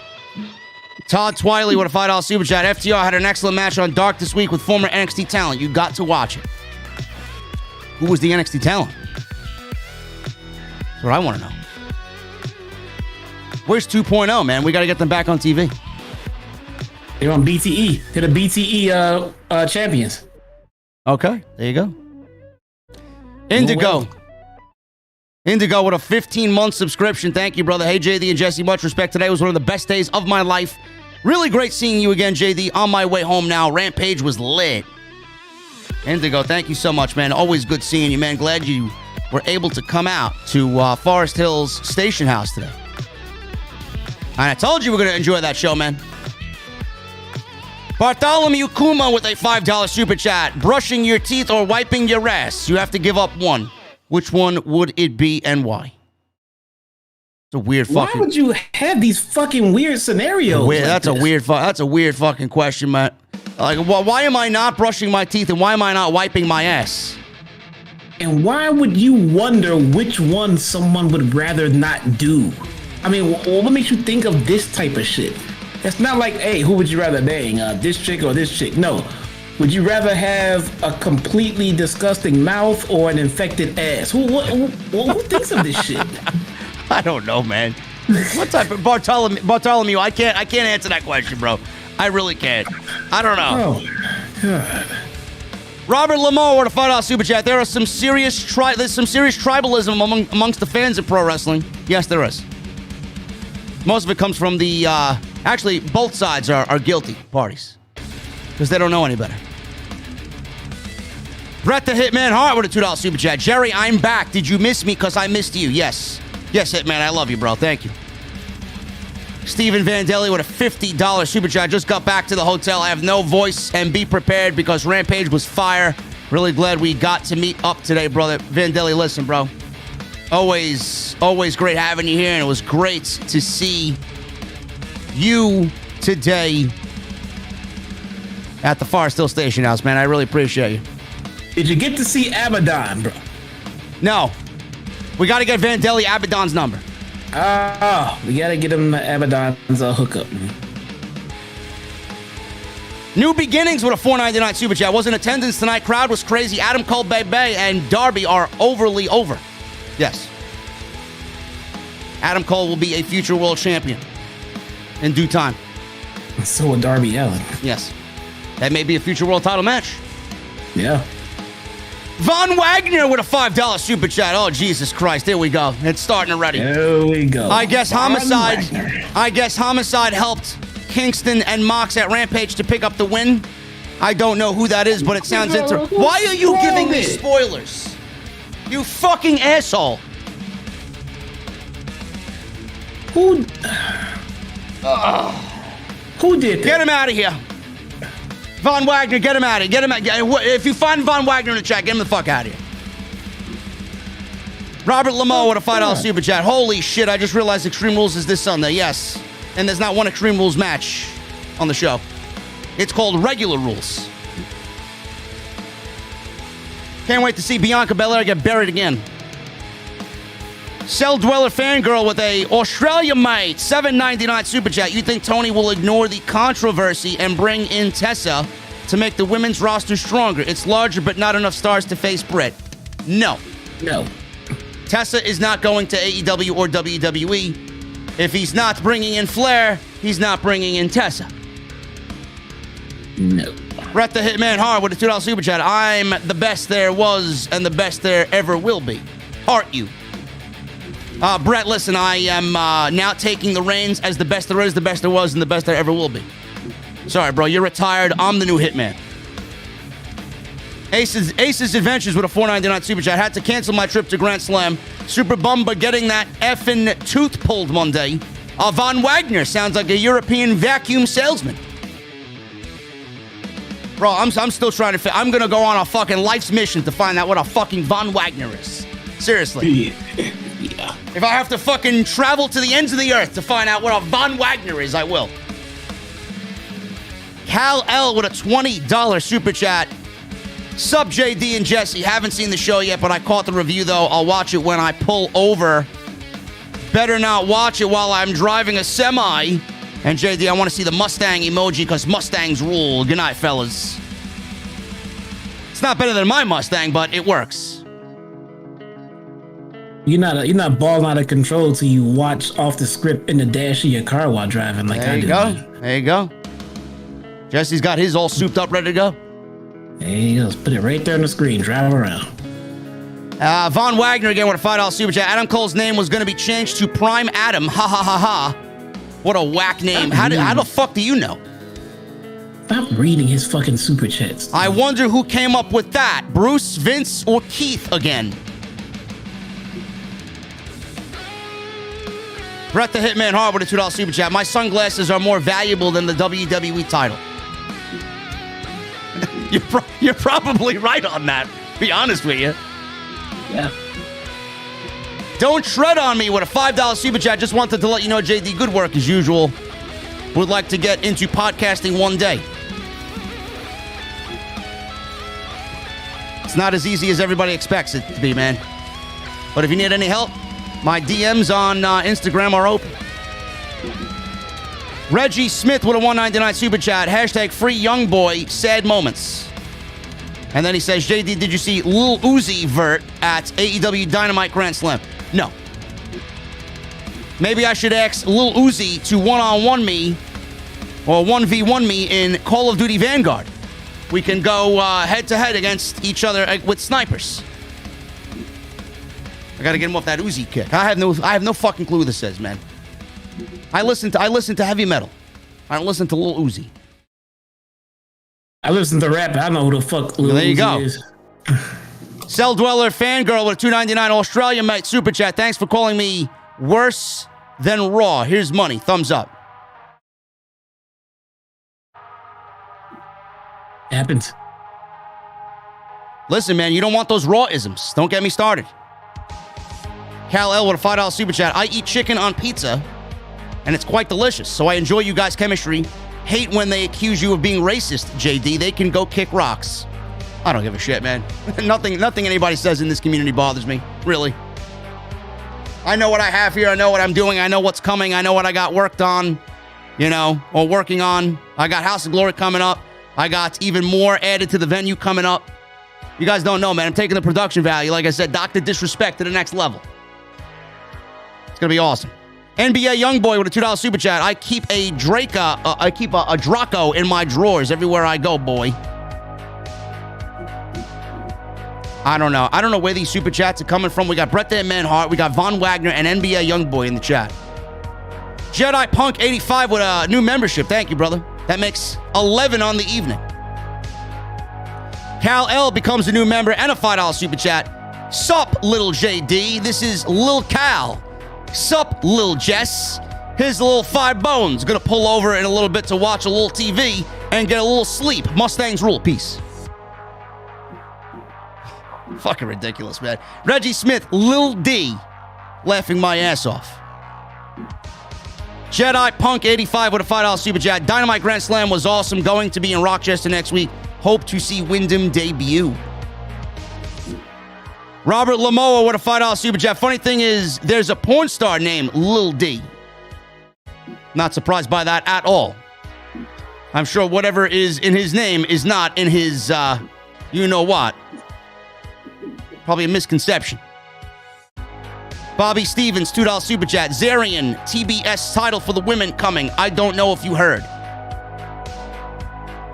A TBS title for the women? I hope not. We don't need another women's championship, man. No. We don't need women's tag team titles. We don't need a women's singles title. No. Stop turning it into WWE, please. We're still trying to form this division around the title that Britt Baker's carrying around right now. Yeah. JB with a $2 super chat. UK, MJFU with Punk next. What do you think? Love the show. Thanks. Now, we talked about that earlier. I don't think it's going to be Punk MJF next. Eventually, it will be. But I said, if Sammy beats Miro for the TNT title, I'd love to see MJF and Sammy again for the TNT title. That's a money feud right there. That's a fight forever combo right there. Yeah. The Beta with a $4.99 super chat. When Bray Wyatt debuts and takes over the Dark Order, do you see his first feud being with Adam Page? Let's get Wyndham in there first. And then we can assess the situation thereafter. We got to see where Paige is. I got him being the world champion around that time, so we'll see. Yeah. Destiny FOMO with a $20 super chat. Meeting you today was fantastic, dude. You legit made my day. Right back at you. If you ever want to do anything, let me know. My DMs are open. And it was nice meeting everybody as well. Sap came out. Issa's always been great to me. I've known Issa for a few years now. And everybody else that came out. I didn't know you were going to be there, which was great. And everybody that came out just made it a lot better. So I appreciate you stopping by, and it was very nice meeting you as well. Magician Sapphire with a $10 super chat. For people complaining about AEW giving away pay-per-view matches on TV, they've been doing special shows like this for the last 2 years. With Fyter Fest, Blood and Guts, Winter is Coming, Bash at the Beach, etc. Magician, yes, they have, but this is not like any of those. This is the next level type of shit, man. This is legit pay-per-view on national television. New York City, you're going to get these major cities. I could see them doing this in a United Center somewhere down the line. It's going to be a big deal, man. You're going to get 4 of these every single year. Just a great model. AEW's got the perfect model for what they got going on. I love it. Mm-hmm. Christopher Valentine with a $4.99 super chat. The blue suit guy here. What's up, bro? Nice to meet you today. Awesome talking to you. Pleasure meeting you today. I'm just getting home from the show. Good night. Well, thanks for stopping by the venue, man. I did not see the blue suit on television, though, because I was looking for it. Craig Dubs with a $4.99 super chat. Tuning in late. Did they do this card in reverse so they wouldn't go into Rampage with the crowd not whipped out from Omega and Bryan? I think they put the Omega-Bryan match on first for a multitude of reasons. But the major thing, in my honest opinion, was they knew that they were going to go to a time limit. You'd rather start off with something like that than close the show with it and rush through it. Plus, I think the show is starting off what is going to be a string of major shows for these Grand Slam shows. Why not start off with one of the best matches that you could possibly ever do right now in pro wrestling? Start off hot, you know? Yeah, I think it was ratings driven. I was like, look, I don't want to make it sound like if you try to get ratings then you're evil.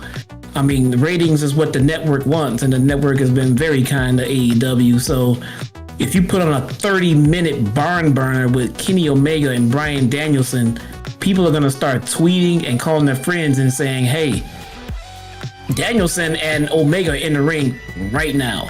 And they have 30 minutes to tune in and start watching this epic match. Yep. And then that's when you lead them into the rest of the show. Yep. Randy B with a $5 super chat. What's up, guys? Awesome show tonight. Bryan versus Omega is the perfect birthday gift. Also, I can hear JD give rappers shit on their names any day. You guys rock. Listen, man, you like what you like as far as your musical tastes, you know? That's not fair. We could sit all night and make fun of hip hop names. I could sit all night and make fun of metal groups' names. Listen, listen, man. I've been listening to Cannibal Corpse for the last 20 fucking years. My first concert was actually in Brooklyn at L'Amour's, August 2000. I went to a Cannibal Corpse concert. Okay, so you guys can make fun of me about the shit that I listen to. I don't give a shit. Yeah. The names seem. The names are going to be funny all around anybody, but they make sense to the fans who knows the origin behind them and why they called that. And that's why they're special. But on the surface, you can make fun of anybody's name. There's generic, listen to some of these death metal names that I listen to. Death metal is just as generic as little fucking Uzi over here. They got Cannibal Corpse, you got 6 Feet Under, very generic, right? Very stereotypical. Dying Fetus. They got bands like Aborted. They got anything. Seriously, it is what it is. It's not my type of fucking music. I like actual, real musicianship. I don't listen to this fucking guttural shit that's you can't discern. You can't really see what's going on. You can't understand what's going on. Listen. My tastes have kind of mellowed out over the years. You guys know what I listen to. I got synthwave playing all through the fucking podcast. I've grown up. It's names like that are like wrestling names. You start pulling out, legit wrestling names and start reading them off to people who don't watch wrestling. You're speaking some foreign gibberish language to them, and it's hilarious. Yeah. But to us, the names and the origins make sense, and we've gotten accustomed to them over the years. But on the surface, you can make fun of them all day long. It's fucking hilarious. It's funny. I wonder what WWE's death metal name would be. Oh God, dude. What would their name be? We want everything. Reggie Smith with a $4.99 super chat. We need a Von Wagner t-shirt. By the way, best live stream I've seen yet. Thank you, bro. I take great pride in my work, and when you got somebody as intelligent as Jesse on the show, it's just easy to do, man. Thank you. New Beginnings with a $4.99 super chat. Just in, JD to replace JR alongside Excalibur and Tony Schiavone when JR leaves on the announce table. I wish. Well, you guys can hear me and Solomonster on Fight TV come November for Born Again, House of Glory. I heard JR was talking about retiring from the booth. I don't know. It's news to him, I guess. Yeah. Brett there, man, Harbor, the $2 super chat. I'm going to teabag Goldberg for ending my career. I'd love to see that. The lotion that's in the basket with the $2 super chat. Oh, my goodness. JD, I am lonely in this basket. Join me. Oh, God. Nah.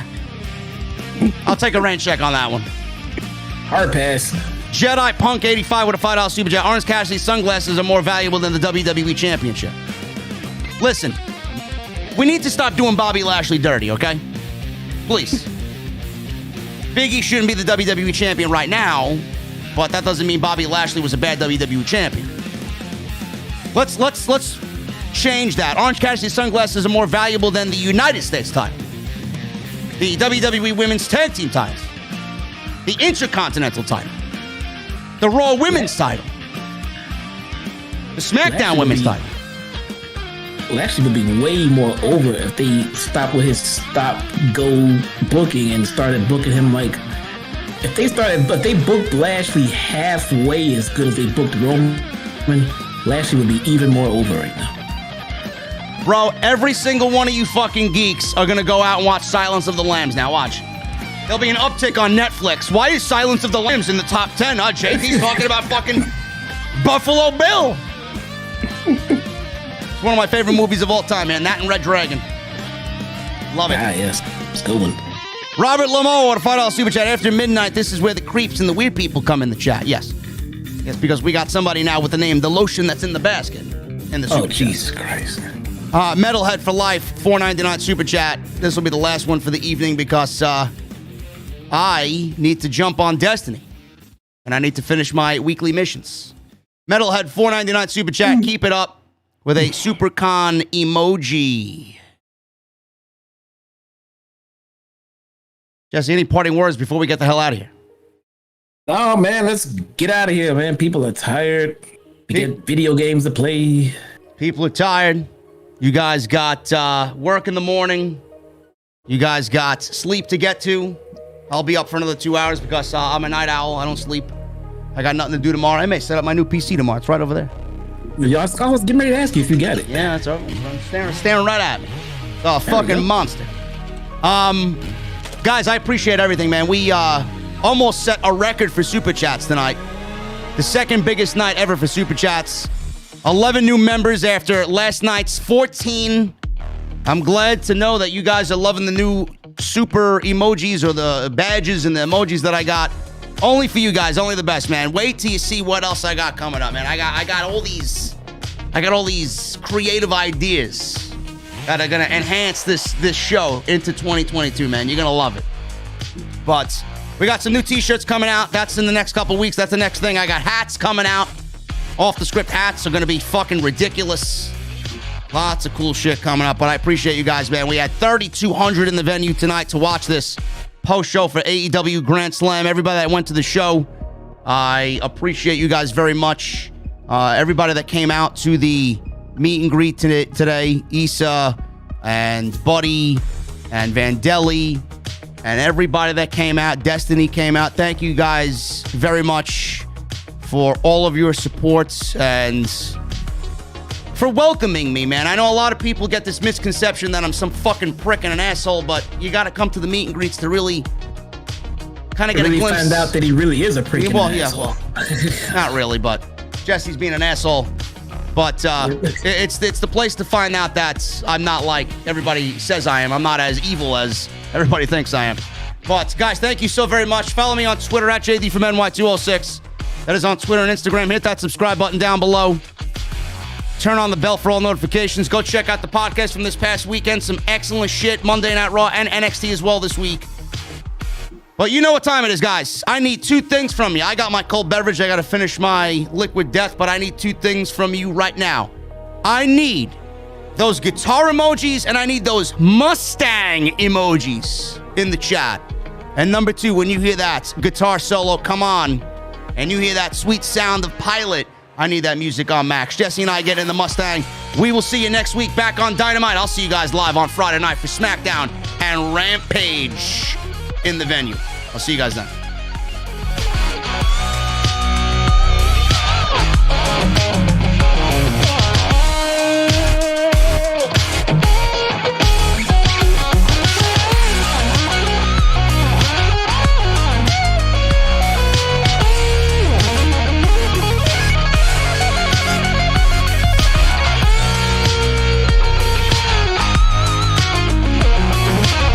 Oh,